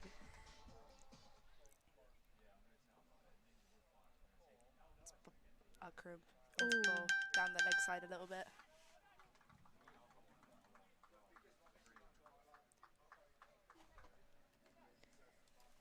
Not really too sure what that was there. Yeah, It's a little symbol, I don't know. I've just had a look at the team sheet, and the Scotland score is actually up right now. Oh, I see. Do you mind filling us in? I know Richie Barrington did hit 100. Saw that on our group chat because he plays at my cricket club. But Scotland are 347 for 7, and Canada are 141 for 5 off 28.2 overs. So Hey, we're giving extra info. Kev's just had to ask the cheeky question what this has got to do with this, but you know what? Over the over break, it's nice for Miriam to rep her country that she's from, of course. yeah, just bring all the cricket in as we can. I didn't know Miriam played for Canada. Of course, Miriam does not play for Canada. Just a bit of clarification, it is Scotland. Have you played Canada before? No, I haven't actually. Have you played USA? I played them in under 19s. Oh. I didn't play them because the last tour that I went on was the 50 over qualifier, and they weren't there actually. Well, that's just been hit to long on. Probably going to get 2 for that. Good arm from long on fielder, just wasn't quite enough. What's your commentary experience? Do you do a lot of comms yourself? My comms experience, I did. I did some comms for Bez this year, which was pretty fun. Did some stuff for BBC Solent down at Hampshire, which was pretty fun. Done the Blaze actually. Got to commentate Marie Kelly. She scored about 30 odd. I thought she could have gone all the way, but it was a pretty good catch, I think, in the ring. Yeah, bit of comms experience. I do like comms. It is pretty fun. Shared any bits of advice? with Miriam? She's done fine herself. Yeah, Miriam's a pro. Kev, are you not a fan? I've been round the food store getting I haven't eaten all day. You haven't eaten? Really? Right. So I had to be fed. Now I've got food coma. Oh, I see. So if Kev doesn't return, it's because he has got his food coma, which he's still recovering from. This bench is a bit longer. You just lie down. That was a lovely 4, by the way, from Usman. And that's just been hit straight up to Singh, and Singh's taking the catch. Nice and comfortable. Pretty easy, straight to his chest. Just didn't really get underneath the ball, did he? No, but I guess he was doing the right thing. Mid-off was up. The option was there, just the execution not quite, but what else can you do? And we have seen him hit quite well in that V, so probably was a strong point for him, just wasn't quite the delivery to do it to. Yeah, 100%. So Riaz gets his first. I was going to say, sorry, we were talking about Canada cricket. Not that I'm biased here, but Wisden did actually do a little bit about Canada cricket. There's been some recent entanglements into some interesting mafia-related issues going on in Canada, actually. Oh, yeah, wow. it's pretty extraordinary. More. Well, which you can watch on Wisden the Scoop, which I recommend everyone does watch, of course. We spoke to Peter Della Penna, actually, who's a North American cricket journalist. And basically, some of the cricket in Canada is owned and run by some people that are involved in so-called mobs in Canada. And there's been several death threats and shootings at certain people's houses involved in the Canadian Cricket Board, just due to selection, due to random issues. And yeah, Cricket Canada is under a bit of fire. So please do research more on that. I think it's quite interesting. Oh, level 3. I think level 3 is it's a bit cheap there, isn't it? I feel like that might be a ban. Oh. Left-hander Singh has just hit that up in the air, filled it on the boundary. Oh, he's fluffed it. It's gone over for 4. Not the strongest of shots, Miriam. What do you think of that? No, I was actually really surprised that I managed to get over. I don't think he got all of it at all. Definitely did not mean to hit it up as high. I think it's proof there of how rapid this outfield is here at Wormsley. Very dry out there, would you say? Definitely, especially with this heat. I do feel for the players. Yeah. Into the last 2 balls of the over. Oh, I don't know if Singh's quite got all of that Singh to sing. Oh, And that's taken. What a catch. it's a really good effort, especially with the clear blue sky as well and the white ball. It's gone pretty high. Mm-hmm. Do you like high catches? Yeah, I prefer catching them like reverse cup rather than, yeah, if I can. Then that's the only time I like them. Any other time, no, not really. Any like process behind that? Why would you say reverse cup rather than your normal? I think my hands are just in better positions, like right above my eyes. Yeah. Because you almost have to force yourself to do it. Yeah. But then when you do it more conventional, you get into bad habits sometimes. Or your hands can drop without realising. Well, that is the end of the Cricketers' innings. The Cricketers posting up a total of 173 for 7 off of their 20 overs. Rawal, top scorer with 57 off of 29.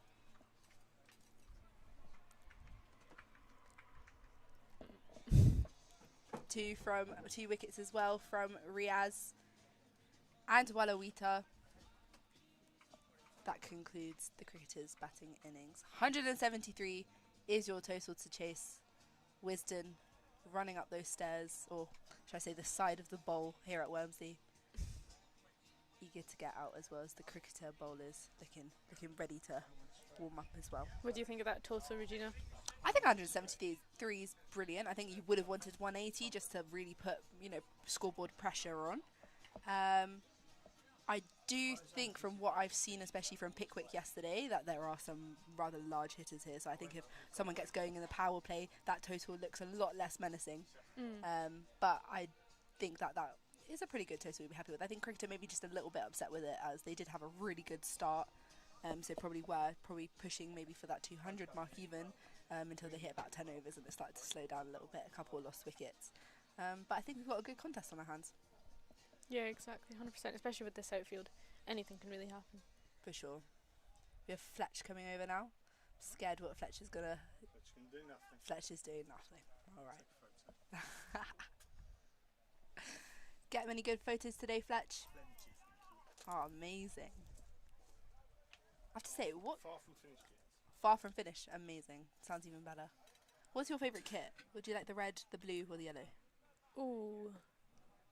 I think I'm gonna say the blue. I quite like the light blue actually. Really? Final word. Unfortunately, not in the final, but Yeah. Did they wear black trousers with their light blue tops though? I'm not sure. Did they? I don't think I agree with that though. Not that Ooh, combination. No. No. I mean, of course, you are part of the team with, I think, the coolest T20 kit ever. Really? Yes, Scotland kit has to be probably one of my favourite T20 kits I've ever From seen. this World Cup or just any T20? Well, I think this one was quite cool because it was designed by someone else, wasn't it? Yeah, It was they it did was a competition. Yeah. Yeah. I quite like the fact that they've introduced pink into Scotland kit. It's really interesting. I do like the purple though. Ooh, I purple miss is the lovely. blue tartan that they used to have. the kind of kilt effect. Mm-hmm.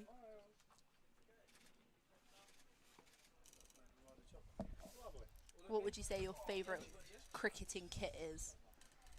Ooh. That's a hard one, isn't it? Yeah. You know what? I do like the South African kit, but like just because I just like the South African team a lot. Yeah, South African kits. You know, I really liked the Australian kit this year with the kind of Aboriginal designs. I think that was really, really cool. Yeah. I think Australia have always had cool kits. So. That is true. Yeah, it's very, very true. And England's kit? It was actually alright. Didn't they change up their training kit as well, actually? Yeah, they had like it was like multicoloured. It was very like the Scotland kit, to be fair. It was indeed. Scotland fans definitely saying that England copied their ideas a little bit. Ooh, controversial. Oh no, I wasn't a big fan of the training kit, but I do like the England playing kit in general. I think they do design that really well. The homage to like the old Admiral kits from England. Oh yeah. I'm just watching these people warm up here. Did you watch any of the bowling contests that we had earlier? I didn't actually. I wasn't able to. It was very interesting. We had a massive variety of fast bowlers, different actions, different heights as well. I find it very comical, you know, when you have like a 7-foot bowler standing next to like a little 5'7".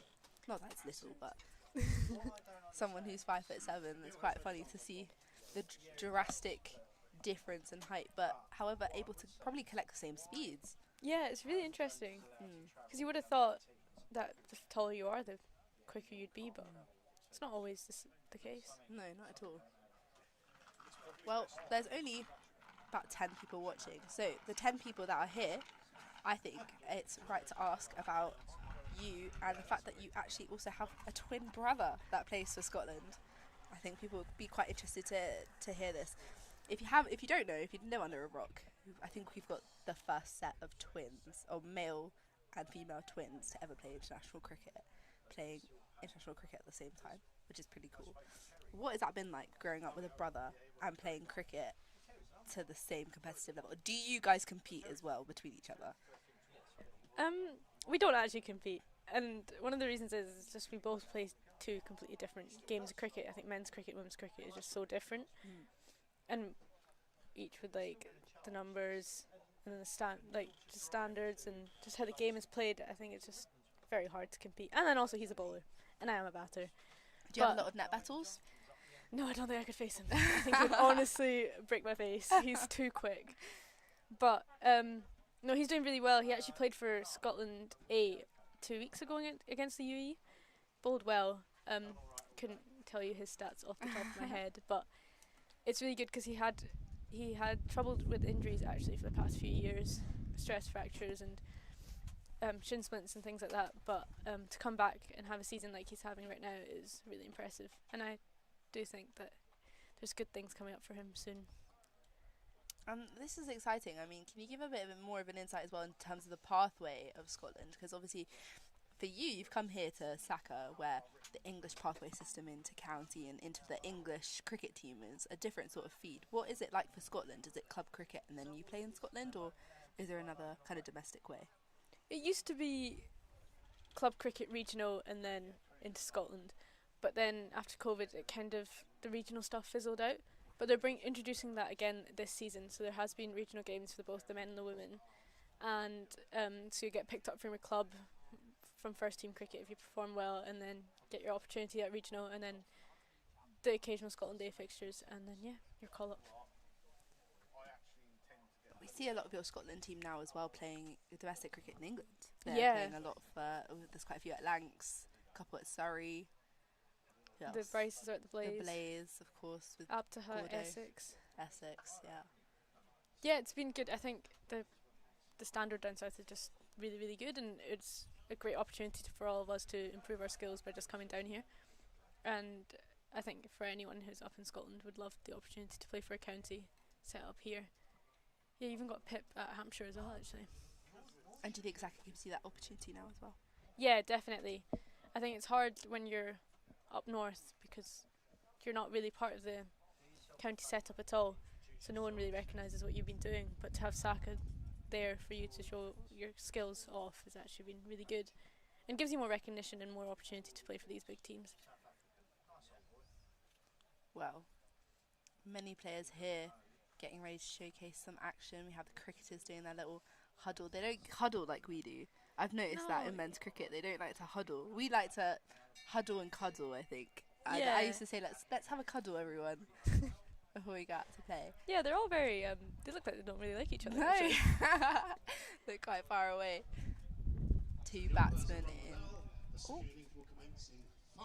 It's all right then. 5 minutes, the second innings of today's game.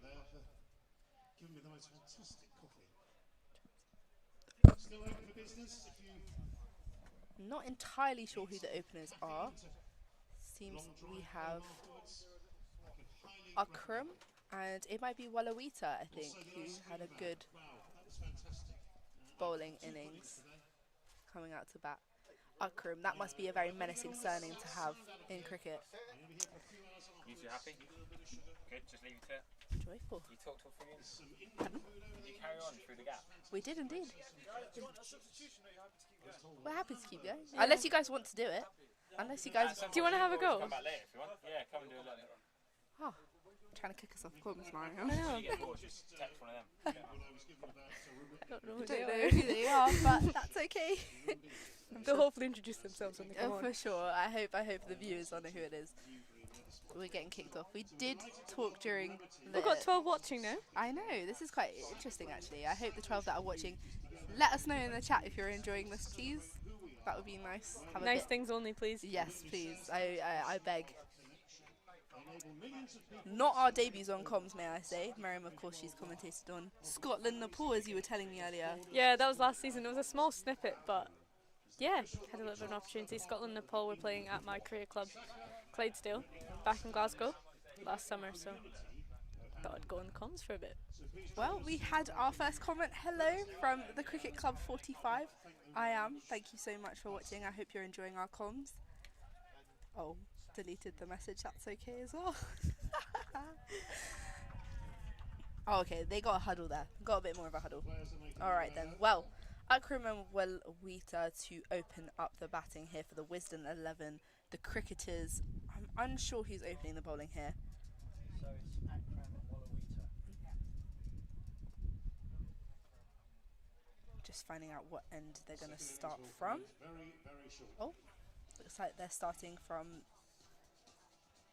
Oh, I'm not really too sure what the ends are called here at Wormsley. Dibley end. The Dibley end. Dibley end, right? Vicar of Dibley. Okay, It's filmed a mile up the road.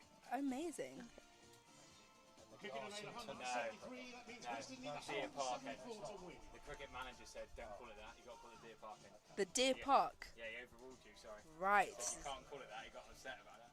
Is the Deer Park end then? The Deer Park end is the furthest end from the left, well, on the left of Wormsley. I haven't seen any deer. For 36 years as cricket manager, so we'll let him off. Scenario. Maybe it's too hot for them as well. Yeah. Well, normally there's sheep in Wormsley, but I feel bad for the sheep. They're probably boiling. Yeah. This does not look good.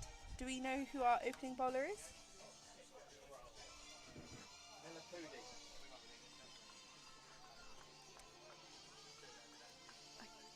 Can't actually tell. Can't tell either. Oh, Mullah Pudi. Okay. Mullah Pudi. Amazing. Oh, the Cricket Club 45 said, sorry, I did by accident, but I am enjoying it. Oh, Thank you so much. we're the Cricket happy Club. to hear that. When they replaced us, you have to tell them that they were rubbish and we were the best. Yeah. Let them know. Make them bring us back and So get what do you salary like to see in the increase. power play, Regina? In the power play, I don't really bat too much in the power play. I tend to bat lower down the order, so don't really get a chance to. But I think it's a perfect opportunity to really try things out. But of course, you set the tone. So I think as a batter, you just get to scope out the bowling a little bit, feel bat on ball, and try and find those gaps pretty early on, and put the pressure on the fielders because obviously you've just got their 2 fielders out. Kind of just force them to put them out in areas that you don't really care about, and you can get over the top of the ring field a little bit. Yeah, 100%. I think the power play is the best opportunity to really get ahead of that game. Just with only 2 fielders out, you want to make the most out of that. What would you say is your approach when you get into the power play? Do you get nervous, or do you look for gaps straight away, or are you just like, okay, let me just see ball, hit ball? I would say initially it would be first first few I would ideally try to look, but if there's the opportunity to go over and hit that boundary, I'll take it, because at the same time, especially with T20 cricket, you want to take those opportunities as soon as, because you never know when you'll get them again. But I don't know, I actually don't really do much thinking out there. Well, I do, of course, like I'll assess conditions, but I think you just need to keep it simple. The more you think in cricket, the worse it gets for you. Wise words. Left-hander, I think Walawita to face.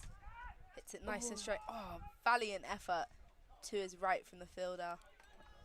Trying to get that catch there. I didn't see too many extraordinary catches today. I think it's been pretty just good fielding. Yeah. I'm waiting for that one extraordinary bit in the field. You Who always get knows? one. You always get one. Could be this game. Could be this game. Do you have a favourite fielding moment of your own?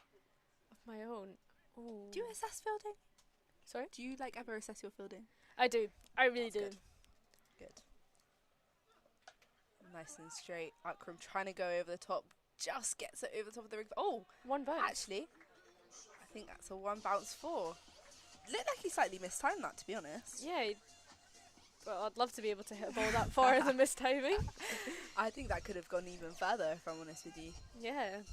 But good from Akram, just trying to set that pace a little bit and take on, of course, Malapudi. He looked like he was trying to hit straight for the past couple of deliveries. So Yeah, I do think it was a bit too full from the bowler, but well executed shot. Very small stance. I don't know if you've noticed that. oh, yeah. Straight again. A beautiful drive. Just past extra cover. Just saving his legs as well, just watching it go. Well, this is actually quite interesting. Miriam, you're obviously an opening batter and batting is your forte. What do you actually make of Akram's stance here? He's standing very, very close together and he's able to really get his leg to play into that drive. It's really interesting actually. He does open up a bit once the bowler has released the ball. But I'm surprised it doesn't cramp him for space. No. And he seems very stood upright. He doesn't really have kind of that energy shift that they talk about normally in conventional batting stances. How do you stand? Do you stand quite balanced, actually? You're not too I wide. think I'm not too wide, but I do stand quite tall sometimes. I think you're really good at adjusting your weight, actually. Thank you. I will say, I think that's one thing we admire on the side of the pitch, especially after watching you hit your six, the transfer from kind of your front foot to more balanced and just able to get on top of that ball and hit it for six was pretty marvellous to watch. So if you haven't watched that, make sure you go back in the stream and have a little look at that, or that might actually be on the Saka channels. You never know. We have Khan from bowling his first over to Walawita. Who have we got out? He's got a deep square this time. And third man. Obviously the crease slightly collapsed there, I think, actually, but slap that straight to mid on. Bye. We have Kashish leaving us now. Bye, Kashish. Bye. Bowled absolutely amazing for Saka. She's been a really key young player. Been really fun to watch her grow, actually. I think her confidence has grown massive since when we first met her. Her bowling, I think, throughout the season's just got better and better. I'm really excited to see what she's going to do in the future. For sure. Very much an exciting prospect. Khan again. Nice and low the crease. Just hit that straight to that mid-on fielder. Didn't get it in quick enough, but it's just one run in the ring.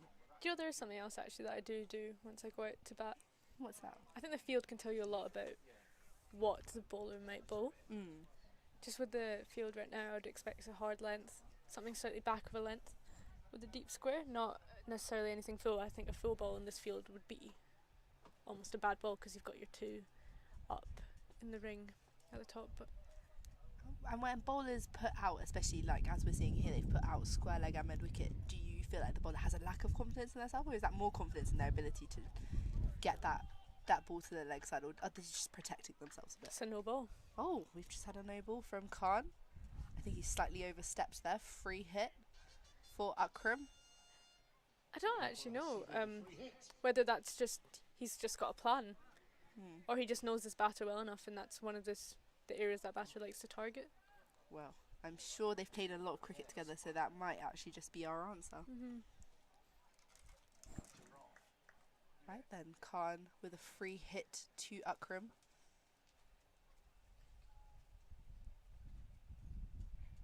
Long run up, gets his gather. Slightly short and a big swing and a miss. I think that's a very good length as well, especially with his field. And especially on this wicket, I also found this morning that back of the length really just flew through. It does indeed, and I think as well, it's a bit nippy off the surface at times when you have a good bowler. I agree. I think spinners don't get valued as much as they could unless they just really slow it down, forcing you to kind of really put that power behind it. But fast bowlers have to ensure they get it on the stumps, otherwise I think it's gone every time. Wow. Just short of a length as well. Friendly competition.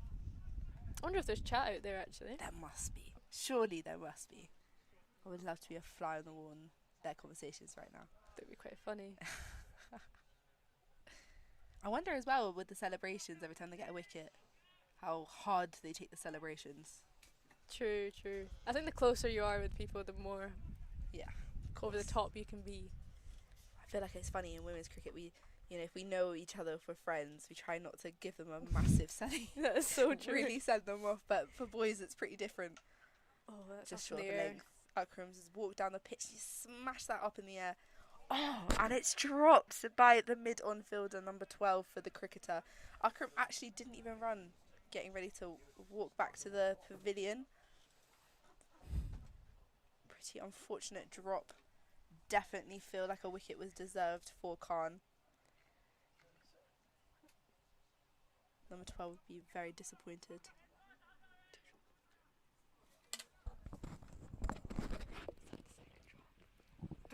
Of the game. Oh yeah, we watched one drop as well. Wisden. Was it two? Was it a drop? Actually, something. Yeah, it was one for Wisden on the boundary. Okay.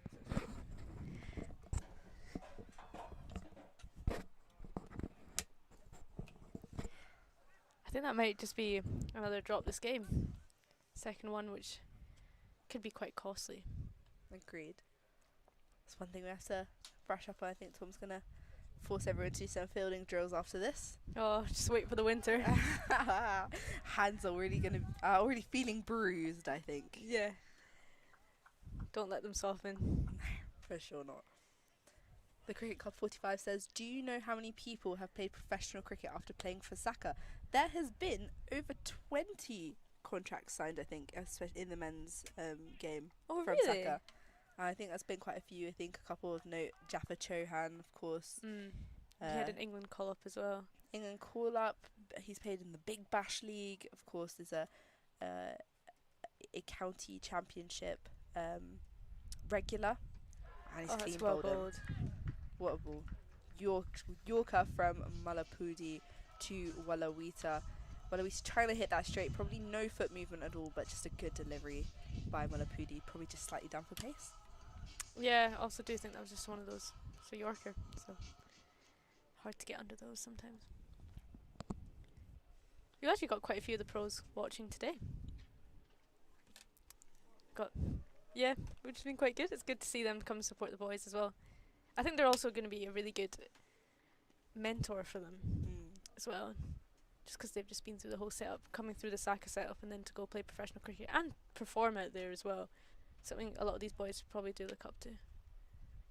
I think the biggest thing as well is like the self-belief to make it in cricket is very much there for a lot of people, but they don't really know what it takes.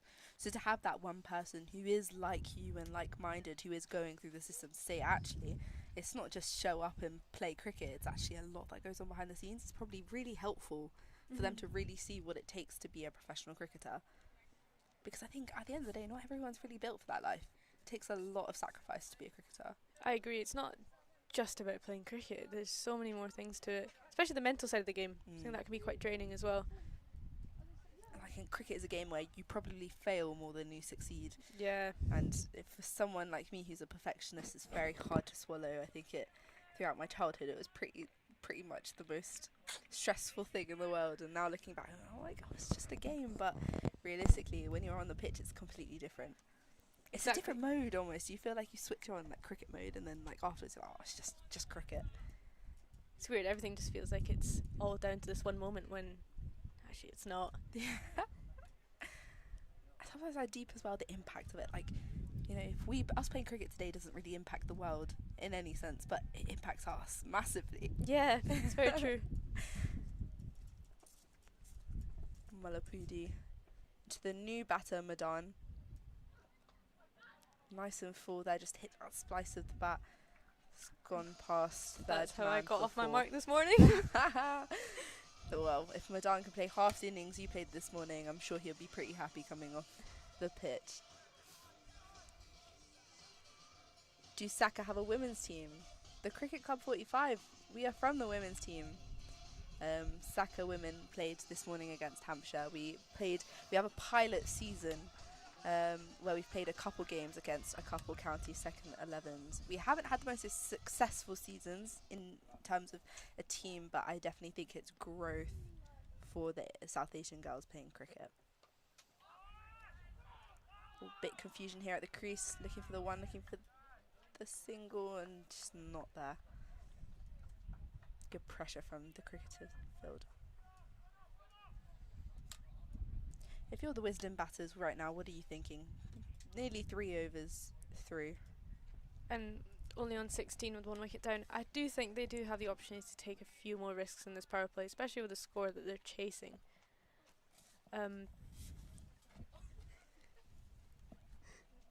Just saying bye to Cash again. The Asian goodbye. Yeah, it lasts for ages. Oh, Whoa. Madan wanting that single. Big direct throw from mid-off. Umpire shaking his head saying no. Did they run that single in the end? Yes, they It did. seems like they did, as the ball trickles down to third man. I do think someone does need to go big here, just to take that power play down. Or else it's just the runs will just pile up, especially once the field spreads out. And that's the end of Mulapudi's second over. Of course, just playing 5-ball overs today in the T20 just make things a little bit faster. Kind of wish we did that too. Yeah, it'd be less time out in the heat. Though I wasn't fielding today, so It felt quite long. Right, let's see. Is it going to be Khan again? I feel like Khan deserved a second over. Only went for 2 in the last one. yeah, 100%. And with that wicket that he got too, and there was a drop catch. It was a drop catch, wasn't it? Not got a wicket yet, but should have. Should have got that Yes, wicket. Yeah. Unfortunate. I think that's one thing I could never be as an opening bowler, because I'll be rather frustrated, especially in the power play when things don't go my way. Yeah, because at the same time you know what the batters are wanting to do, and they're going to target you. I always even get frustrated when I get hit for a single sometimes. Khan, nice and into crease. Very late shot there from Madan. Just hit that to point. Did he slow that down a little bit? To be fair. I don't know. I'm not really too sure. Let's watch the replay, actually. I think that potentially he just didn't see it. I'm not really too sure. Or maybe he thought it was going a bit wide. Let's watch the replay. Oh, just nip back in there a little bit. It's actually quite well played.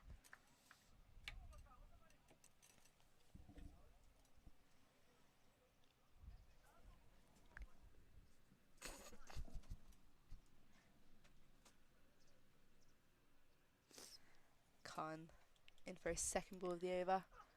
Just back of a length. And he's actually been called for another no ball. His front foot. He got called up for one in the last over, so he's just getting quite excited in his run up. Be a free hit for Akram if you haven't heard already. That's the second one today. I think you'd be targeting this offside field here, not anyone on the boundary, so realistically you get through the covers here, it's guaranteed a boundary, isn't it? Or maybe potentially even mid-wicket, just slightly more square leg. Nice and short from Khan. Akram trying to play. Nice little pull shot towards the square leg boundary there, but just didn't get anything on it. That's a dot ball. Well It's a bowled by good Khan. reply, to be fair. I'm finding Khan's action a little bit strange, actually. I feel like he slows down before he gets into his gather. He does, actually. You know, it's interesting how he's generating so much pace. Very Pakistani action, actually. Yeah, a lot of it's through the shoulders. Needs to ice his shoulders after this, I'm sure. Oh, definitely. A little, like, hop, skip and a jump as well. Oh. Oh, well bowled. I wonder what the incidence of shoulder injuries are in fast bowlers, especially Pakistani ones. Well, there must be quite a few, because in Pakistan there's quite a slingy action, so they have Yeah. so much power that comes through their arms. I mean, you see Shine Shah Freely, and of course he's not up to the standard he was, but I do think that is a lot of overuse. I agree. Especially that constant degeneration of that joint. Well, you're a medical student. Talk us through it. How long does it really take to recover from a joint injury like that? I think it really depends on the shoulder joints. Obviously got so much in it. It's got your tendons, your ligaments. It's got 3 different rotator cuff muscles going into it. So depending on what you end up damaging, the recovery's obviously related to that. Madan trying for like a no-look 6 there, it seemed, but it didn't quite go anywhere. Stayed in the crease, just a quick little single there. Yeah, back to what you were saying about the joints. It's quite interesting, because I think as a bowler, of course, you have to repeat your overs over and over and over again to be a good player. So how do you really navigate through overusage of those ligaments and tendons within your shoulder? It's quite fascinating, because it's such an abnormal action. I agree. I think one of the main things as well, especially for cricketers, is just all that band work. As much as everyone's like, oh, you just warm up with it, but it's so important, because those tiny muscles, especially your rotator cuff muscles in your shoulder, they're the first ones that usually go, and the only way you can train them up is with that band work, and that helps so much with your shoulder stability as well. Also labrums, that's one of the things that go a lot in cricketers, just with the continuous overhead movement and then the diving as well. So it's really important that even after games you have adequate rest. Well, we've got the announcer giving us some fun facts as well about Wisden cricket. Now let's look at this run rate chart here. It does seem that the Wisden are significantly behind the run rate. They are not on track to get this total, and I think 173, especially from this power play probably not being the best it could have been, is under a lot of pressure right now. They really have to try and get these next 2 overs a bit fuller, I guess, in the scorebook. I agree. They just need to make the most of it. They've, to be fair, only dropped 1 wicket. It's that question of, are you willing to take that extra risk? You've still got a lot of people still to come in. Well, Borhu from the Deer Park end, and Akram, not looking like he wants to run, has absolutely slapped that forwards just for a 1 bounce 4. Good start of the over for Wisden. We just said they're in a bit of need of some runs, so that looks like that could trigger a chain reaction of some boundaries here. Hopefully, especially that boundary off that first ball really does put pressure on the bowler as well. Akram not looking like he wants to run either. He's been really good at that. He kind of knows, yeah, it's gone for 4, doesn't it? Yeah. I think in this heat you'd rather avoid it, to be fair. We have a comment here. Do you know what the men's Saka tend to look for when choosing players to join the academy in terms of stats? Before we get onto that, Akram has absolutely slapped that to the same direction of cow corner for 6 this time. Said 1 bounce 4 was not enough. Let me go all the way. Now, let's just see what the bowler's going to do now. Will he change his length or line? He's just stayed so perfectly still. It's kind of a hockey shot as well. Yeah. You know, cross bat, nice and straight. Well, more to cow corner-ish, but that is pretty marvellous from Akram. He seems pretty excited, admiring that shot as well. Oh. Try to go again. Good reply from Borhu, who probably just pushed that on the off stump a little bit more. You always talk about compensation from bowlers after a boundary and how they change up afterwards. It's really interesting though, because from different bowlers you just start to pick up what that compensation ball is.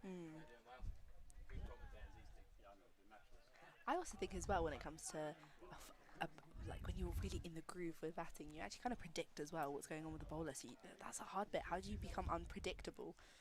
And he's absolutely smashed that straight. Akram is running for this one. This time just the one. Probably could have got 2 if he run that first one hard. But good length, I think, actually, from Borhu here. Trying to push that a little bit more fuller and forcing Akram to hit straight in the V. We're joined by Amara from the Saka team. Amara Imran. Hi guys. Amara, how are you today? I'm good. How are you guys? Amazing. So Amara, how have you enjoyed your Saka experience? Yeah, I've loved it. It's been really good. Like just meeting new people. Well, before we get onto that, we've just seen Madan, who didn't actually ever get going, just slap that straight to the mid-on fielder. That's unfortunate. 7 off of 6 balls here.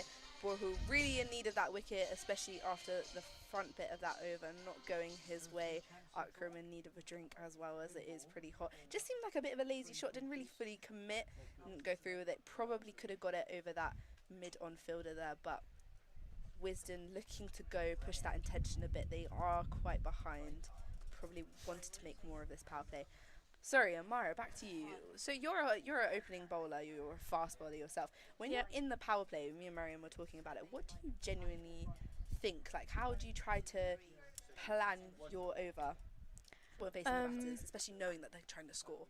I think the main thing is just sticking to your line and length. Like if you have a board, like your stock board, that you're like, you know that you can consistently bowl that line and length. I think that really helps because you can set a plan for that, you can set a field for that.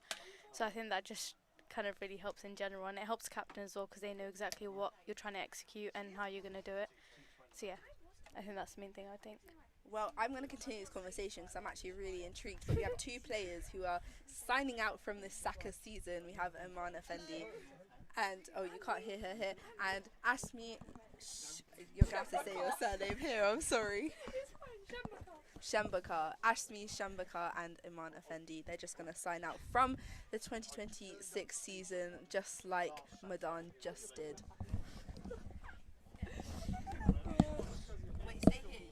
Hello everyone, this is Asmi And Iman. and we're signing out for 2026 Saka.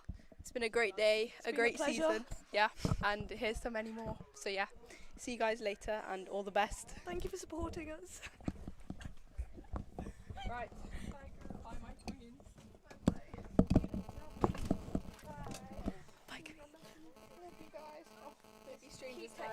Trust Don't me. be strangers. We have to do our Cornwall trip. Yes. Is this making out the group chat? It is Right. making out the It's group actually chat. making out. We are making out.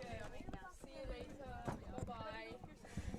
I will do. Yes, you got through first year. Oh, let's go. Right, back to the game, of course. Sorry, just some emotional goodbyes as Saka women have their last game of the season. Now, just a single there for Akram, putting Rekar on strike, the new batter for Wisden here. Change in bowler as well. This is Hassan. First ball, dot ball to Rekar.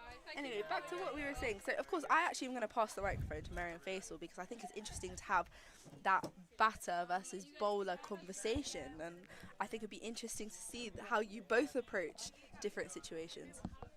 1 second, Mariam. Mariam, I think, first of all, my question is as well, when you are in tricky situations like this for the Wisden team, what is your tactics? We say this as Rekar is able to just get a little tickle on that down to the fine leg boundary. I think one of the main things in situations like this is you just need to back your skills. I think at times you can get too caught up in, oh, I need to get that boundary, which yeah you do in the power play, but at the same time you don't need to take a massive risk to get it either.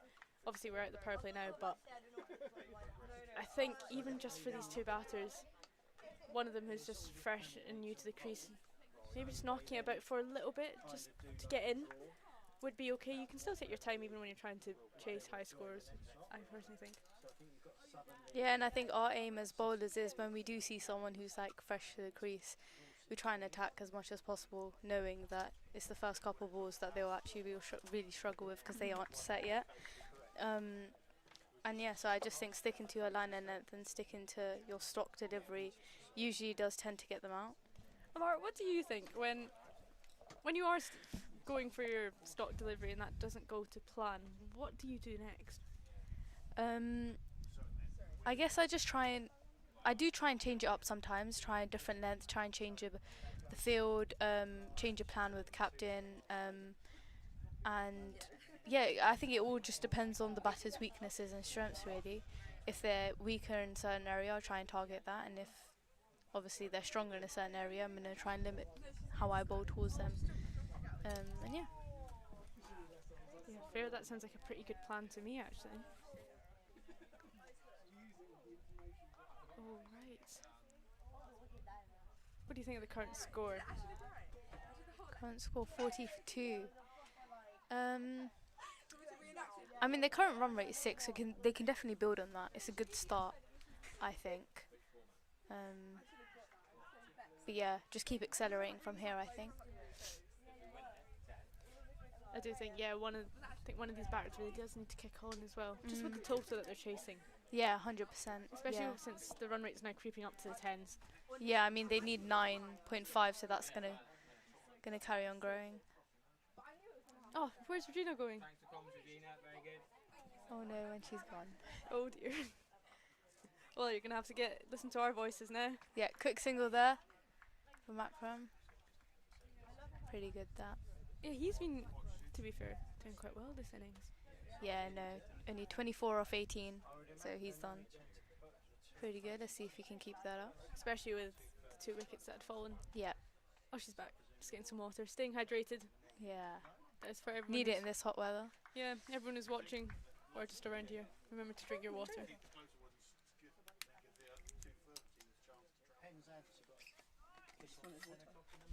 you want to answer the question here? I can't. Oh, fuck.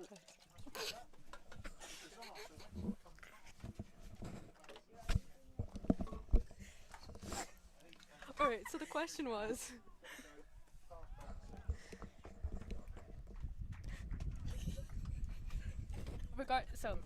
the question was... The men's Saka team... What do the men's Saka team tend to look for when choosing players to join the academy in terms of stats? I honestly don't know how I can answer that question. I know Saka's had some open trials this season. Yeah, they have. They have. I think it would be mostly just trying to get to one of those. I'm sure there must be stuff on the Instagram or social media that could direct you towards them, but not being from the men's setup, I'm actually not really sure. It's not so much stats. Yeah, I think it's not so much stats in terms of like ensuring that it's good cricket. It's more so can you perform on the day, and I think they're very much practical in terms of they want to see you play cricket, not just what does play cricket say, which is huge. I think it gives that extra opportunity because play cricket doesn't really always tell you the truth, does it? Yeah, 100%. And it's also what that unique skill set that you can bring to a team. For sure. If you're wondering why we haven't really spoken about this game, it hasn't really progressed that far. Being a loyal Wisden fan myself, slightly disappointed with this. I think Akram doesn't want to run too much, but I think if he doesn't want to give those singles and twos, he does need to look more for those boundaries.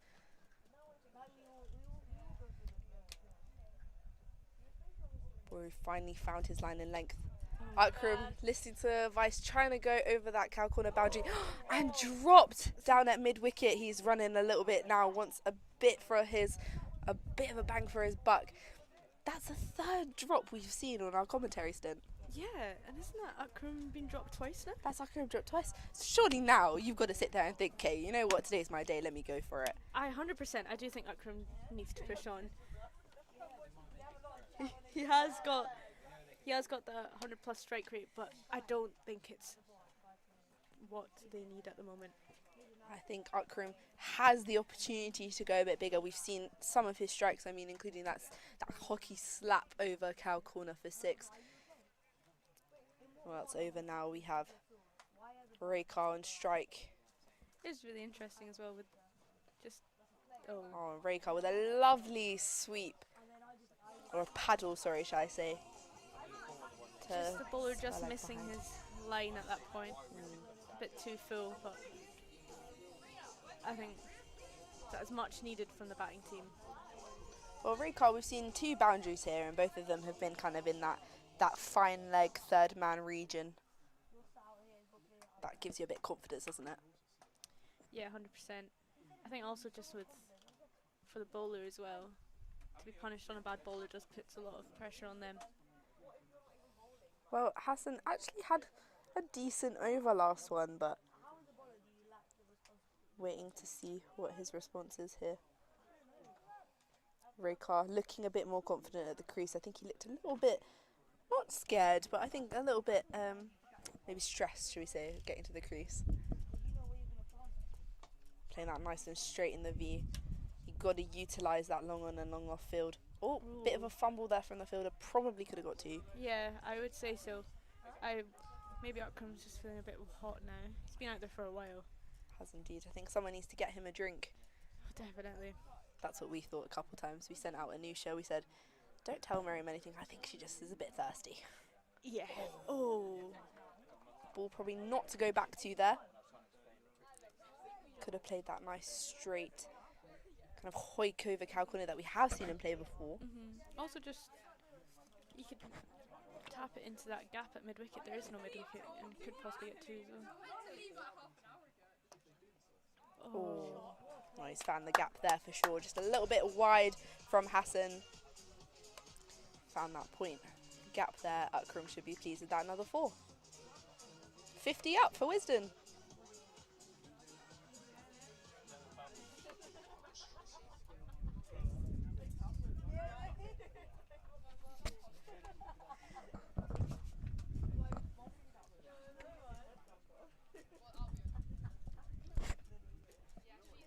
Well, I'm not really too sure what is going on here. We're having some secret communication between the team. And they have put a 45 fielder in there. I think was definitely needed for Raycar. He seemed to be finding that gap pretty well. But just a single there for Akram. He's on strike again next over. Gonna have to utilise the big boundary hitting ability he does have. What's the discussion in the middle? I honestly don't know what the bowling team would be thinking. They are in a pretty good position. I would say they should have a chat about their fielding. Even in situations like this, yes, they are ahead, but those catches could really put a lot more pressure onto the batting team. And I think they've been like surprising drops. I mean, none of them have been kind of crazy chances where, you know, they could get it. You give them a bit of grace if it's dipping quite a lot. I think they've been quite direct. Yeah, 100%. Definitely something that you should be taking. How do you instill that confidence back in yourself? I think you just need to forget about it. You just need to, every ball's a new ball and just get on with it. I think that's one of the things about cricket is you need to be able to pick yourself up really quickly. Because there'll be another game, there'll be another ball. I think that's bang on as well from our comments. It says the Cricket Club 45 catches win matches, and if Wisden win this now, the cricketers will be thinking about their fielding. That is well played. Nice little punch into the ring there to mid wicket from Akram. Nice little single. Raycar on strike. There's something about left-handers. I love watching left-handers bat. Yeah, they do cause havoc in the field as well. Agreed. Stressful. Definitely. Wouldn't want to be Reba captaining them.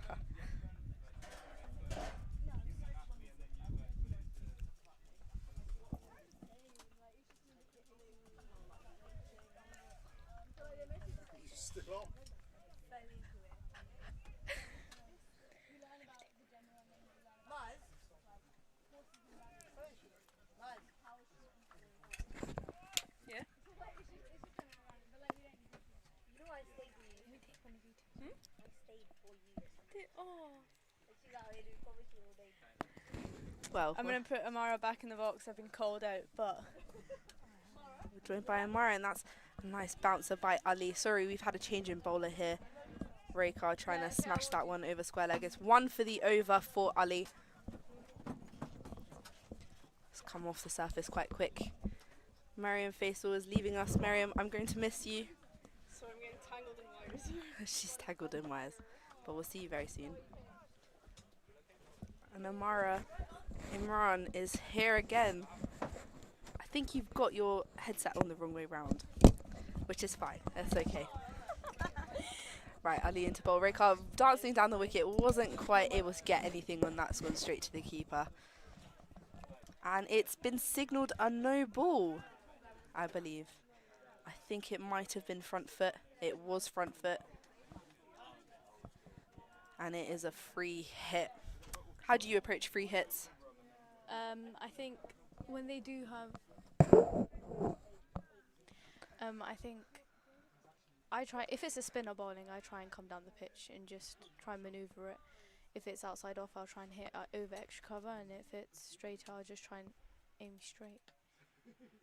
Well, that's what Rekar looks like he's going to do. Didn't quite get a hold of that. He's kind of tried to play across the line, and that's actually gone too long off there. Just a single from that. Probably well bowled, actually, from Ali. Definitely. Rekar definitely looks like a batter who's been plugging out that leg side. We've seen a nice drive from him early on. Not for many, but I think it's assessing that weakness quite early on. Akram, we know, can hit a long ball. I think knows he probably has had quite a few chances here, so he has the ability to have some fun. Nice and short. Akram not able to get all of that. He's top edged that straight to the bowler, and this is a catch that has been taken. Third time is the charm for Akram. He'll be pretty disappointed with that. Didn't get a hold of it, if I'm honest. Yeah. No, I mean, he's had a lot of opportunities. I mean, the other team could have taken some early on. I would have dismissed him, but glad they've taken them now. Well, that also marks the end of the over for Ali. We have number 1 coming into bat. This is Daniel Khan. I'm just going to confirm the scorer. Scorer, who was the player that has been signed for 500k? So Walawita was our 50k player, right? Well, 500k player for Wisden. Well, he was the biggest signing of the Battle of the Podcast draft. Fortunately, wasn't able to showcase it with the bat today, but he bowled quite well. What was his finals? 2 for 21 off of his 4 overs. Not bad stats. Make that all right. So Wisden under a bit of pressure here. I think 58 for, I believe, is that 2 now? 3, sorry. 58 or 57 for 3 here. Wisden needing to get a move on. How do you find that balance? Do you struggle on this as well? Because I find like I struggle on this quite a bit. That going out to bat when you're in this situation where you need to have longevity and you need to bat long, but you also need some runs. How do you approach it in the best way? Do you think, okay, you know what, if it's there, I'm just going to smash it, or do you just play your game and hope that your eye gets in for you to then kind of get started a bit more? I think I just try and play my game. Look, I try to tick and look for the singles, rotate, strike. Once my eye's in, that's when I go for looking for gaps and kind of playing bigger shots, really. But I think the main thing is to just get your eye in. Yeah, I don't think you need to go for the big shots from the get-go. I think you can just really take your time with it and just push for them singles, because look, let's say 4 2s in an over, that's already 8 runs. Well, Wisden, nearly at 10 overs here, nearly halfway through. And as you said, this Rekar, beautiful strike across the line, little slug sweep here. That's gone for 4. Marvellous, edging for that cow corner boundary where the fielder was probably just a little bit more towards mid-wicket area. And that's gorgeous. That's what they need right now. They need that momentum. No, definitely. Good from Rekar. He's looking for the gaps, and I think that's the main thing. No point hitting it straight to fielder, getting 1 or 2 runs. You can just hit that gap and get 4 runs like that. Singh getting ready for the reply here. He's moved that fielder back there as well. Really trying to protect that boundary for Rekar. We know he likes the leg side, so coming through the crease to bowl now. And Rekar, struggling a little bit on the off stump. Didn't quite get anything off of that. Bit of excitement That's just the dot ball. See, it's that extravagance. Like, you get 2-3 boundaries in a row and it actually brings that momentum forward and you think, actually, this is a game I can win. But when it is like this, where it's stop-starty, you know, we're seeing a boundary every once in a while, it's so difficult, isn't it? And he's been bowled. Gone for the sweep. We know he likes the sweep and just probably not got his head over the ball there. Clean bowled by Singh. Rekha has gone for 16. Yeah, no, I think he was going for that square leg and deep mid-wicket gap, but just didn't get a hold of it. But good effort in the end. I think it's a good option, but I think, unfortunately, we have seen it quite repetitive from him. I think that opportunity to look for that long and long off fielder to maybe rotate the strike a little bit could have been better. But nevertheless, 16.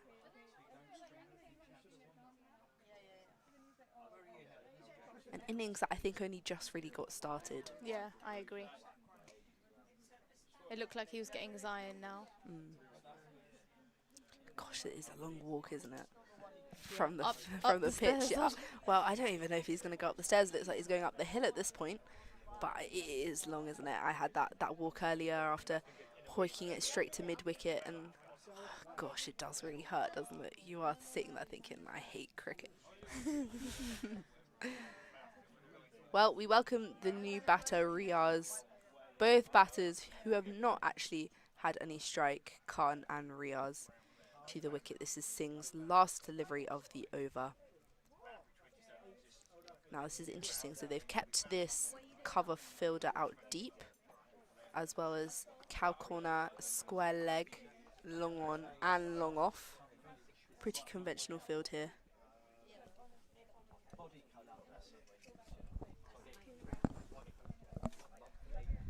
Singh to bowl his last ball of the over, and that's a beautiful shot, nice and straight from Riaz, only just for one. Wow, that looked quite strong. I quite like that punch there. Amara, can you tell us a little bit more about your batting innings today? I think the back end of your batting innings was pretty significant to get us to a total today. How did you feel out there? You seemed a bit nervous at the start. Yeah, I think, you know, before you go into a game, I think everyone's kind of nervous, but it's just when you enter that kind of environment, the nerves kind of ease. I was just looking to get boundaries, rotate strike, keep it ticking, make sure that dot balls don't keep adding up, and I think that really helped me in scoring more runs for the team. I mean, Neymar, Sheikh, she played a really good part as well, like just supporting me and supported each other to get our score at the end, 138. That's the key to the best partnerships, isn't it? Just trusting each other here. We have Ali back into the crease. He bowls it slightly just short of a length, and that's another top edge that we've seen. There's a run-out chance, but Riaz just in at the non-striker's end. You have seen a lot of slicing today. Hasn't really hit the middle too much. Bit of better fielding maybe could have got that, would you say? Yeah. You know, it was well backed up, but I don't think they're finding the middle. Just not fully getting their head in line. I think that's been the major problem. But nevertheless, a run is a run. Well, we have some messages here. Definitely just whack it when a weak bowler's on. I think that's what most do try to do. Slightly short. Khan not really able to get anything on, and the umpire has signalled that as a wide. I did think that was quite harsh. Not harsh for the bowler, I think it was harsh from the bowler to the batter. To a ball, need to hunt down on the spinner's bowling, I agree. I do feel like if you are strong running down the wicket, now is a good opportunity to do so. I mean, I think they've got wickets in hand as well, you know, 110 or 49. I think they can push and go for it, but I guess both batters are new to the crease. Well, they are 64 for 4, which is it's just that awkward time where you are thinking, I do need to take that risk, but it doesn't just quite go your way, does it? Nice little single though from Khan, or Riaz, should I say, sorry. Right, I've been on comms for a while. I'm trying to see if I can find you a new commentary partner, Amara. I wonder where Maz has gone. Right, Ali in again. Nice and straight from Riaz to that long on fielder. A bit of a fumble out in the field. And that's And good running. Khan has said, let's go for a second. Yeah, very good running there. Lovely from Wisden. See that? I think they're getting the idea they need to kick on a bit. Definitely. It's getting a I bit mean, slow. I am on Saka's side here, so Well, I mean, both are Saka today. is that true? It's Wisden versus The Cricketer. That is actually Two cricket magazines. Of course, I'm biased. I'm Wisden's favourite. Oh, I'm a favourite for Wisden to win today, but just hope they don't disappoint. Do you read Wisden or The Cricketer? You can be honest. Nah, not really. That's well struck by Riaz into that cow corner boundary. Just the one there. Not well struck enough. So you're not really a indulger? No, not really, but I'd like to get into it. I think it's difficult, isn't it? Like being a young person in cricket. Because Yeah. like what media do you really want to consume about cricket? I mean, do you watch cricket in your spare time? Yeah, I watch a lot of cricket actually. It's always on. Yeah, I read something quite interesting. It was like cricketers actually hate cricket. So they try not to get involved themselves too much into it. Ooh, big swing and a miss. Good there from the bowler, Ali. Who's your favourite cricketer, would you say? My favourite cricketer. I don't know if I should say this at this time, but Ben Stokes. Ben Stokes. Yeah. I do like- Controversial character. Yeah. Um, I mean, on field, I think he's pretty gun. He's brilliant, um, isn't he? Yeah. Has the front foot line faded or something? I think bowlers are just steaming in a little bit too fast, actually. Let's have a look at the Manhattan. So, as you can see here, a lot of blue, showing the cricketer have been quite dominant every over. Don't think there's been too many that Wisden have overtaken them on, but unfortunate. Did you want to commentate? Do you want to do commentary? Are you sure? Do you want to? Can you ask someone else if they want to do it? Well, we're trying to give everyone a go. It doesn't seem like this over's going to be on too long. Well, for the person who asked where is Kev, it seems like Kev is coming back on, and he seems very excited to do so. Kevin is full stomach. He did go and get his food. That was just a single there for Riaz. So Kev, here you go. Relieving our duties. We're signing off. This is me and Amara from 2026 Saka Women's Squad. Bye, Here you go. guys. Bye to the 13 watching.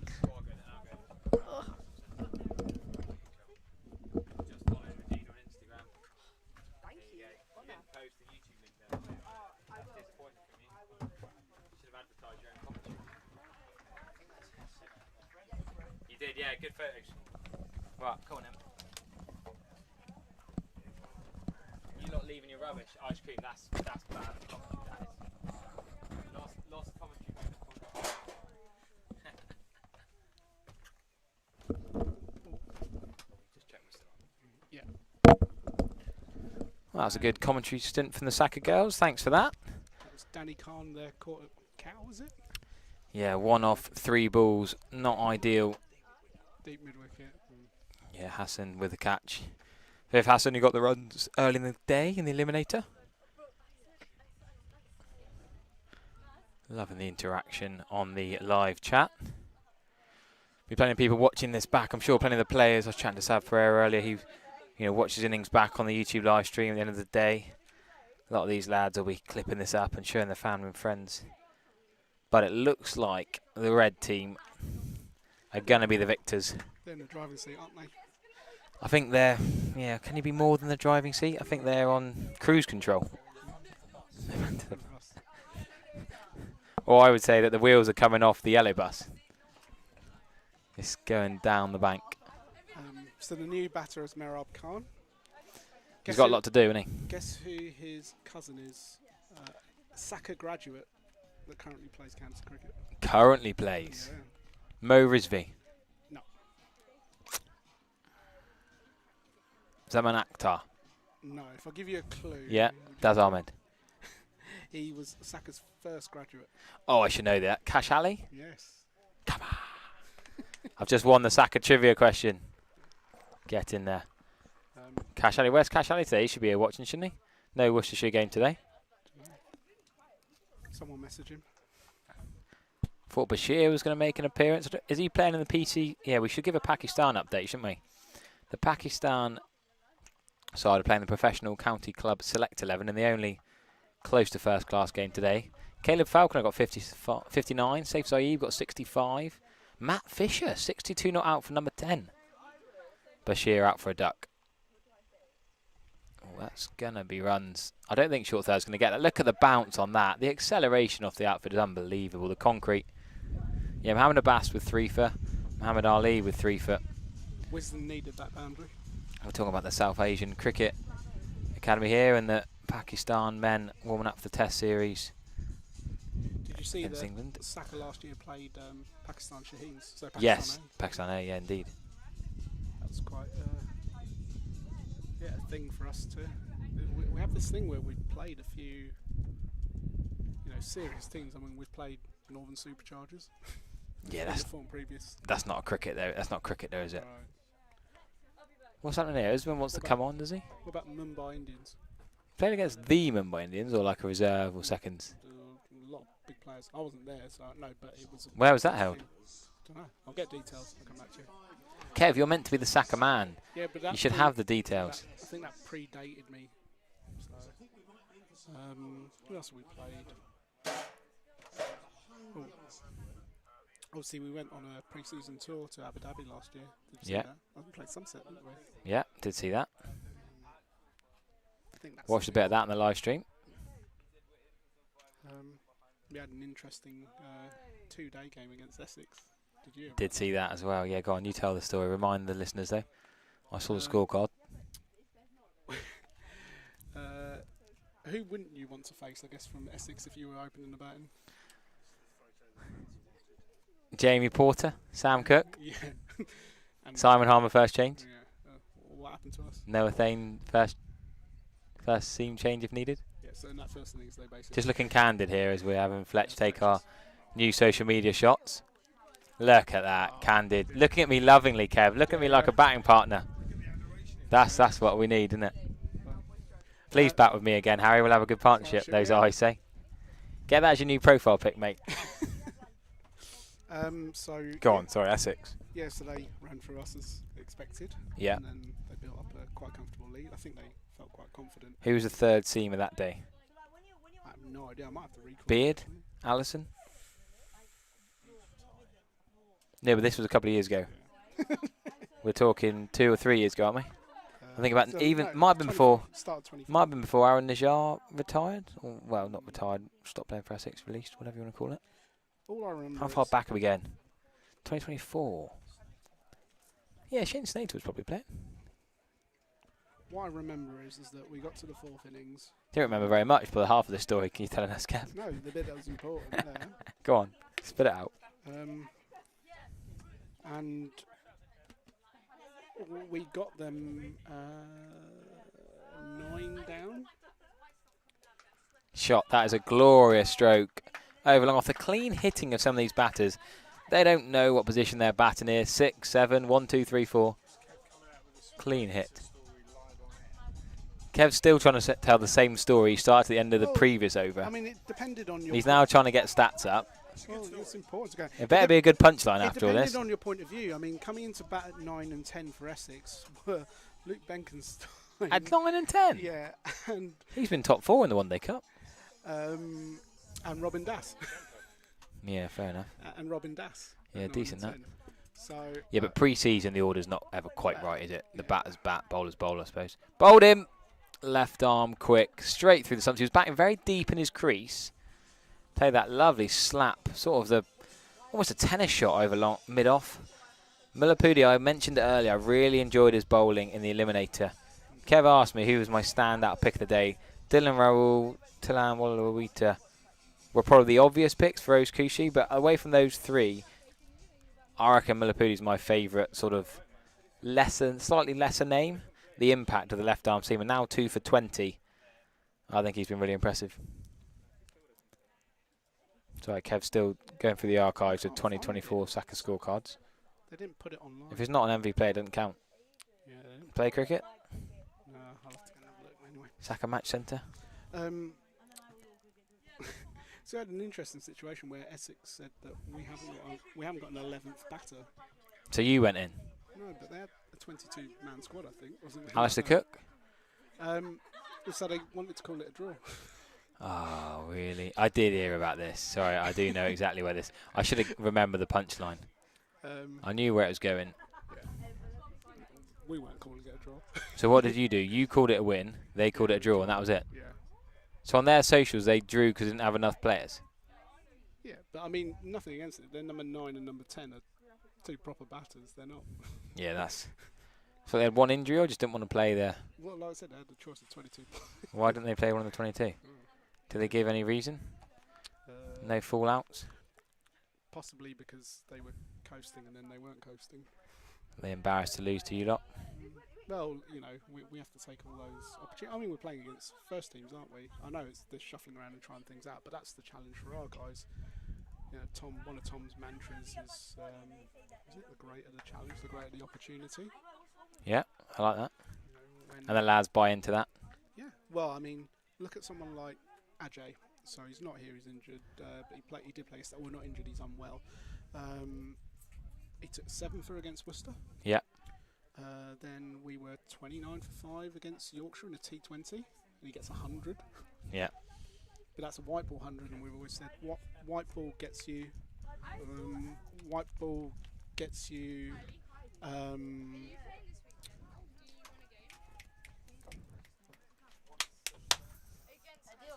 White ball gets you the opportunities. Oh, well, gets you seen.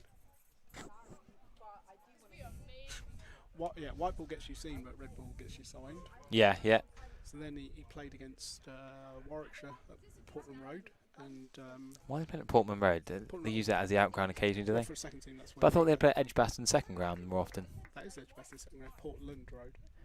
Is the one right next to Edgbaston Stadium? I thought you just called it Edgbaston second No, ground. that's the nursery. You can't play cricket on that. Oh, that's just training. They've got another ground that's not. Oh, I thought it was right next to. Okay, that's a training. Fine. So at Portland Road, they had, I think, Nathan Gilchrist who'd signed from. Yeah, former Somerset, now Kent. They had OHD. Yeah, proper bowler, Worcestershire on loan from Warwickshire this year. They had Keith Barker. Yeah, Hampshire, Warwickshire And legend. Ethan Bamber. Wow, okay, Warwickshire, Middlesex next to University. And he got 100. That's a good effort, that. Gets a proper tack. Can't bowl there, full toss from the leggy. Should be 4 Pascal corner. He's done well here. There's been some poor fielding today, but that's been brilliant. We were just saying the stands are feeling this final, maybe a little bit tired. The second game of the day for some of them. The heat trying to stop on a rock hard outfield that's rapid. It's not easy, but that was brilliant. Yeah, although this morning's was only 15 5-ball overs, to be fair. It still takes something. But that was brilliant fielding. Save 2. For me, the spinners are bowled too quick and too straight at times. Leg side wides, there's been sweeps for 4 or even little clips for 4. A little bit of pace off, give it a chance to turn, and a little bit further outside off. I think I'd rather. Make him play a good shot. See, I don't think that's that bad a ball. It's gone for 4, good slog sweep, but it wasn't that bad a ball. Tiny bit too straight maybe, but tiny bit quick and full. If that's slower, it's harder to get underneath and over. So this is interesting. The 2 batters obviously we got out here are 2 new players for us this season. Yeah. Both have played second team. I think they might have played 1 first team game. I think that was we effectively had. What was it? 1 match. We had Glamorgan in the T20, and then we had 3-day games against Middlesex and Essex at the same time. Yeah. Wow. It's still, I think, my favourite moment, or sort of collection of moments at Saka. It was 2023, maybe, or 24. Can't remember now. So long ago. Where we had 15 of our first choice players were on trial with counties, and we were playing a 3-day game against Yorkshire and a 3-day game against Essex, and won both of those games. Yeah. No, it's good going, that. It's that test of the squad, and that's the thing. I remember speaking to Ethan Bamber when he was still at Middlesex about it, and he was asking about Saka and talking about. He's a good lad, Ethan Bamber, nice chap. And he's gone well as well. He's yeah. done fantastically well. Very understated, gentle, calm guy.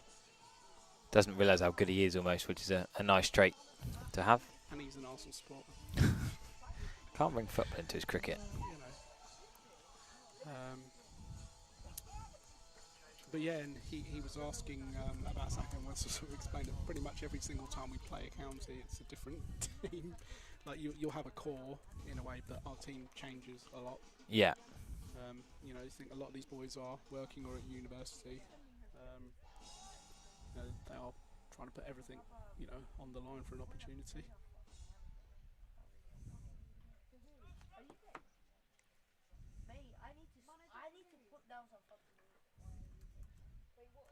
This is Wackass now.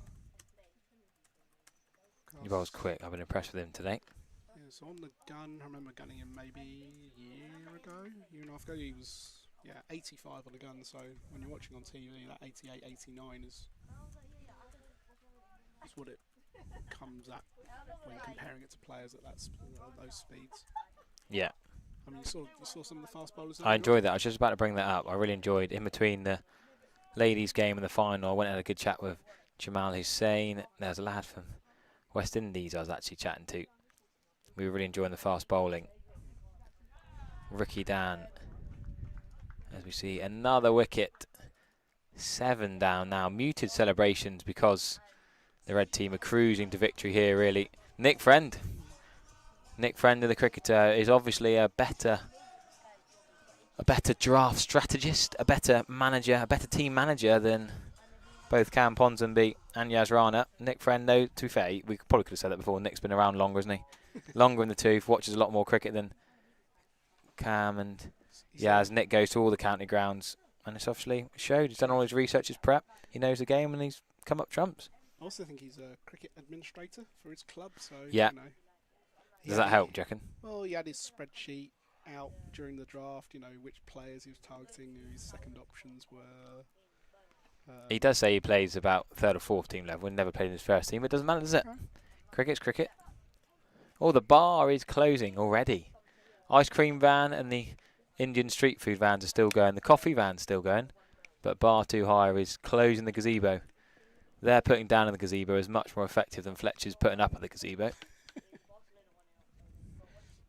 I didn't see that. Oh, it was very... You see that skeleton over there? Looks like something out of Lion King when the hyenas have been at the meet in the desert.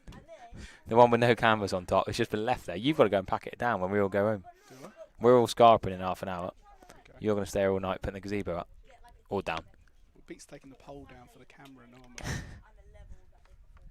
Is it your camera doing the live stream? Your phone camera? That is courtesy of the MCC. Very good. Who they were picking up equipment at the Oval, at Radlett, at Lords. It seemed to be strewn across a few grounds. Mohammed gets a full toss first ball, driven straight to mid-off. Could have been a run out, but not pick up clean enough to collect and throw in.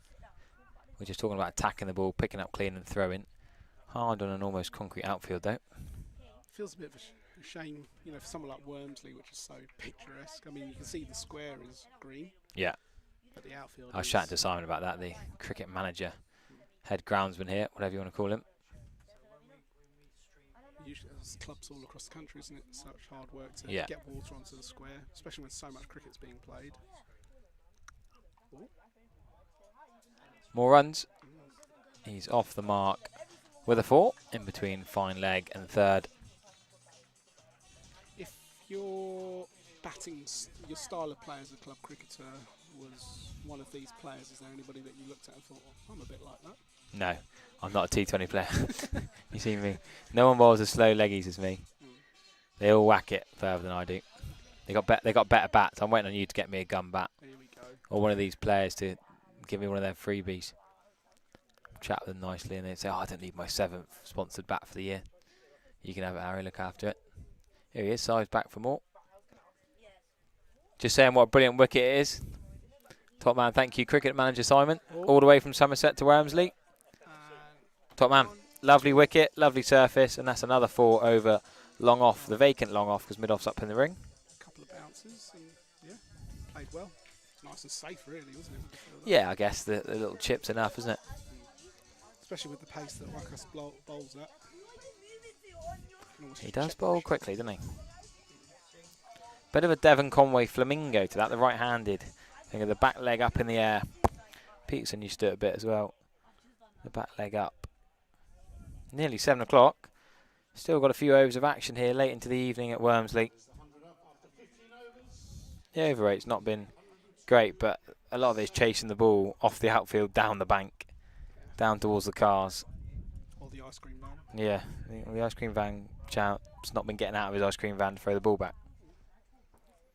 So the highest partnership of this innings has not been enough, is a short way of putting it. There's not been a big partnership between two in-set batters to get them up near the total.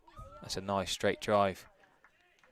Seems like that first drop, especially of Dylan Roll Yes. in the first innings, has been I the think difference, really. I would say, yeah, there's been the final. We mentioned some of the fielding, how costly some of those catches have been.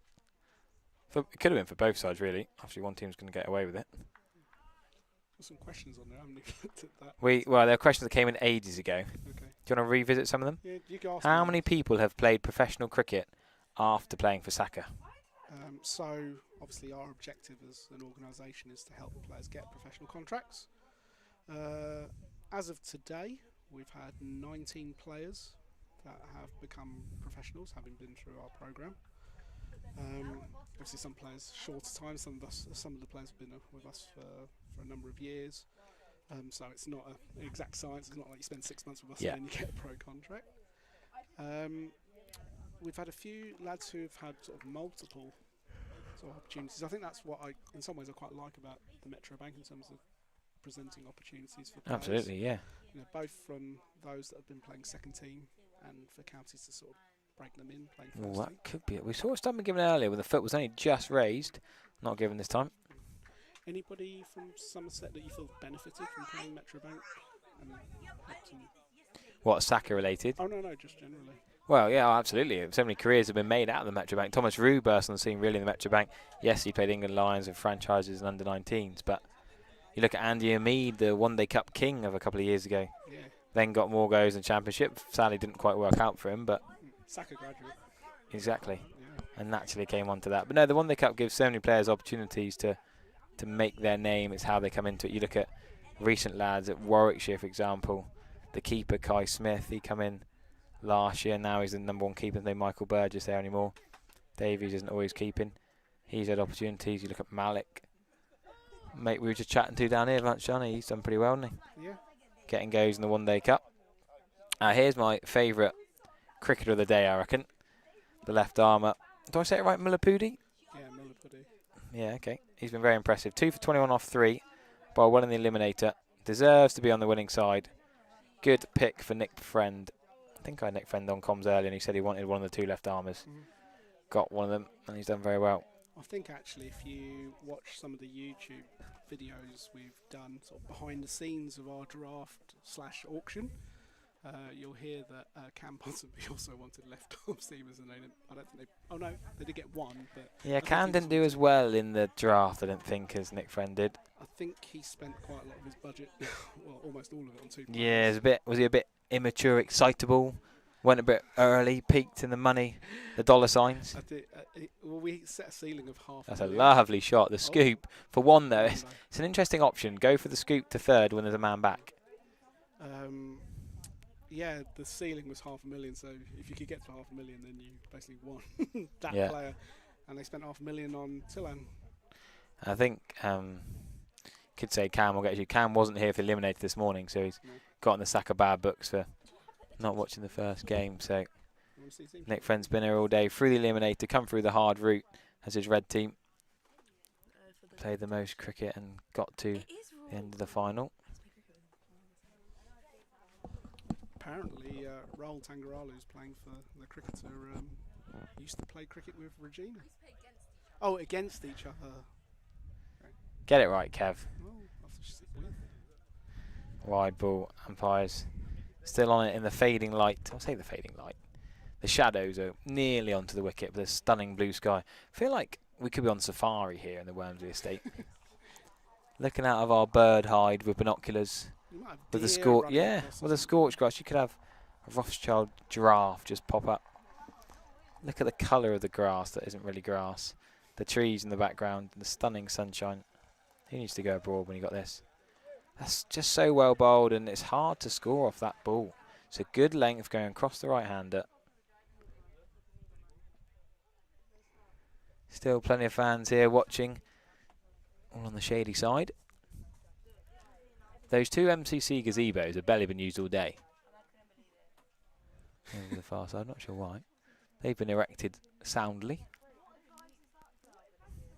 So in terms of Metrobank, actually we've had 3 Saka players that were picked up during the tournament. Obviously Mo Risby, Sav Pereira familiar with. and Daz Ahmed.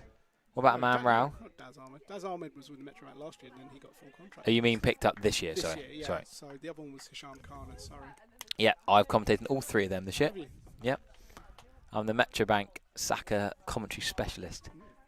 Hisham Khan at Taunton last Friday. Mo Risby at Kibworth, Leicestershire, Gloucestershire. I was on the mic for. And who's the other one? Who's the first one you said? Mo Risby. Oh, Sav. And you're not counting Sav? Oh, Sav at something. There you go. Yeah. There's 4 then. Yeah. No, it's 3. Risby, Hisham Khan, and Sav Pereira. Is that the only 3? Okay. Yeah. This year. Yeah. This Okay. year, yeah. So then last year, it was interesting because obviously Daz, Daz Ahmed at Gloucestershire. Aman Rao, was he last year or the year? not for Metrobank. That was last year, but in season before. Okay. Then who else did we have? Arif Shetty at Lancashire. Yes, I've commented on him as well. Impressed with him. What about the Singh? Was one of the Singh lads? Was he Ikanch Singh? Was he Saka? No, I can't think. No, with Kent, but not with us. No. Played Okay. against him. Very Right. good player, actually. Yeah, he did well. There's another Singh at Lancashire. He wasn't No. Saka either. No. So, I should we thought go it through was the names and see if I can remember? I thought there was a Singh. No, maybe not. Okay, Arif Shetty was, impressive. Slog sweep should be straight to cow. Should be an easy catch. Yeah, no mistake this hand. He goes with the hands up, the fingers up, the little fingers together. And 2 more wickets now. Could be a slightly early finish here. I don't think they're going to need all the overs. The Red Cricketer team are barely celebrating now. They know it's all over, Red Rover. Just waiting for the yellow team to fully capitulate. I think Campons will be still here. Yas Rana, they'll be getting a bit of stick from Nick Friend here, team manager extraordinaire. He's going to be lifting the cup alongside Jamal Hussain and the rest of the red team. I think this is Samajit. That's about. No name, no number on the back of his shirt. That's always dangerous. The unknown. Scorer's nightmare. Got 3 scorers and none of them know what's going on. It's not really their fault though.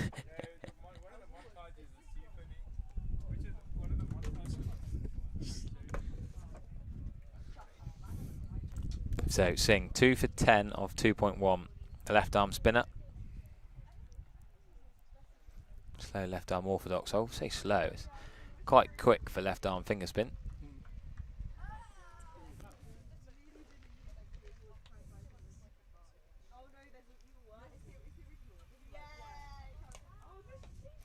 God, he's nailed that straight away, but only going to be 1 run.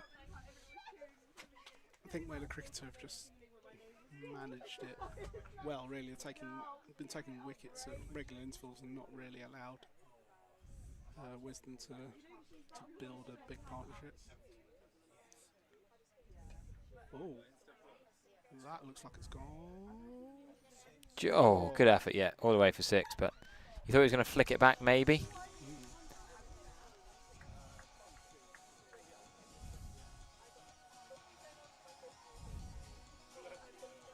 Oh, it's Nazim, is it? No. It's Nazim, another new player for this season. I watched him keep against Lancashire at Fountain, the new facility. Yeah, I've not been up there. Nice new second team ground. Yeah, we were the, I think, first match ever. That's pretty cool That'll to be forever. say that, yeah. And wow, if I was playing second team cricket, I'd love to play there. Yeah. Beautiful facility. Massive outfield. But yeah, everything, even the the dressing rooms that we had there, probably 2 or 3 times the size of the ones we normally get. Yeah. Amazing. Food was fantastic. I think that's always important. That's a big tick, isn't it? Yeah, I think they were struggling with the number of portions. It was quite interesting to see the Mark Chilton, the director of cricket at Lancashire, actually helping organise the serving food. It was a very but you know, hands on. Fair enough. Yeah, no, you can't knock it. And then obviously they have a second pitch. Sorry, wind just getting up a bit here at Wormsley into the evening windy period. Go on, second team pitch. Yeah, so they had a second pitch, which is like a community pitch. Wasn't ready to go. I think they'd laid the grass on the outfield quite recently, but still, you know, again, fantastic facility for not just the professional teams to use, but everybody in that sort of Preston area. Yeah. Yeah, near to Freddie Flintoff country. Saying earlier, I was on track radio talking about Flintoff's first Lancs 100 yesterday. I'm nearly late for my game yesterday, talking on the radio to Mark Pugac and co about how well he batted that partnership with Keaton Jennings in the One Day Cup.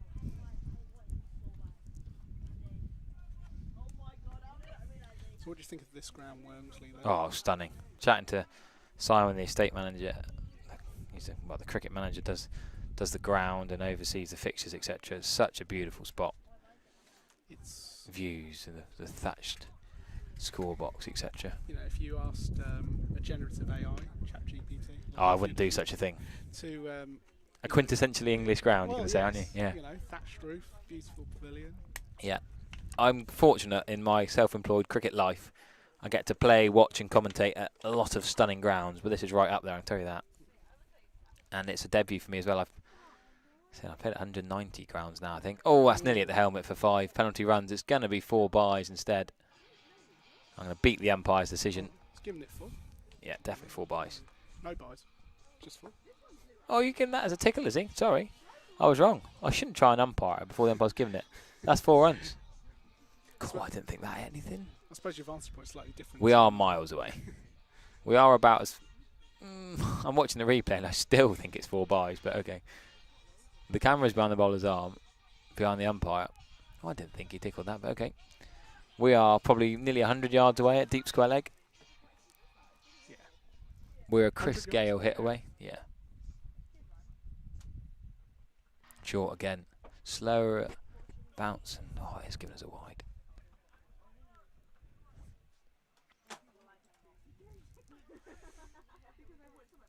You'd still expect this to be straightforward now. With 7 balls remaining and Yeah. quite a lot that this is now done.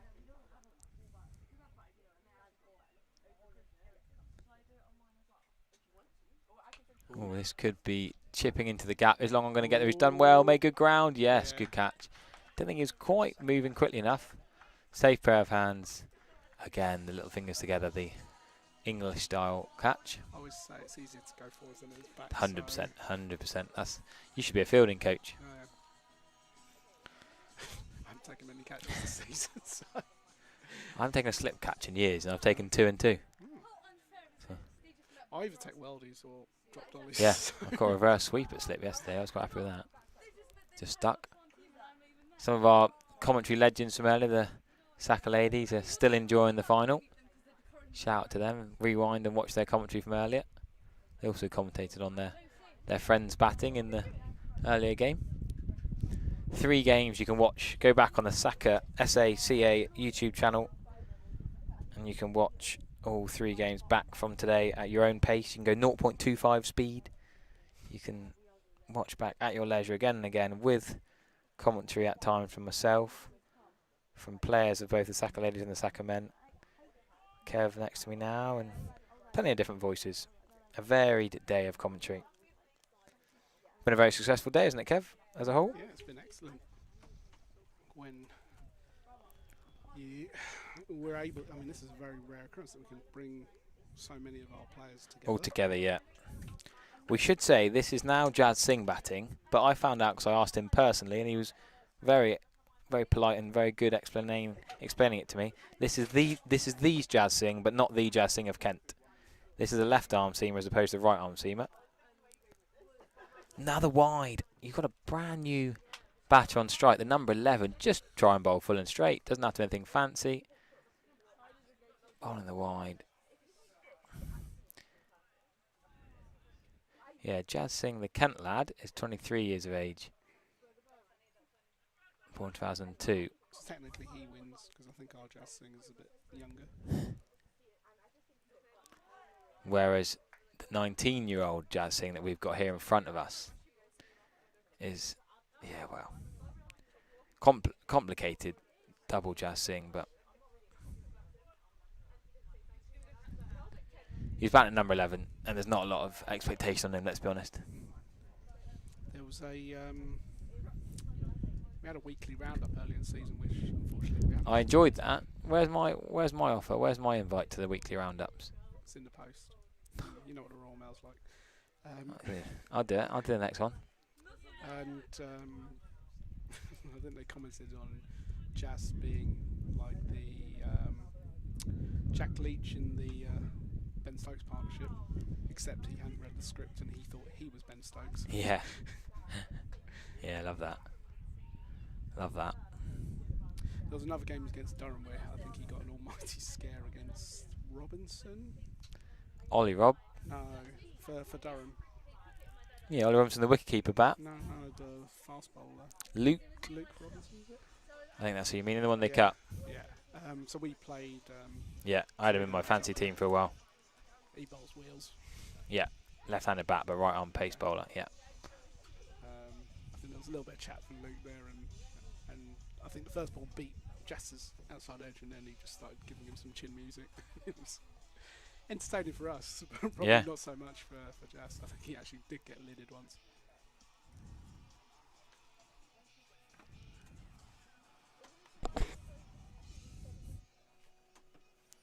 So down to the last rights of this game. Left arm spin to ideally finish things off. Well, it will be the last over of the game anyway. Oh, that's a nice little chip. That's going to be 4. I'm telling you now, deep cover is not going to get that. It's not hit particularly well, but I've judged this outfield well eventually.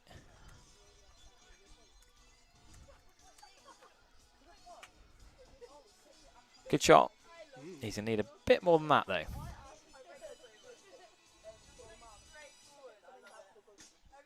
Just a 44 needed off 3.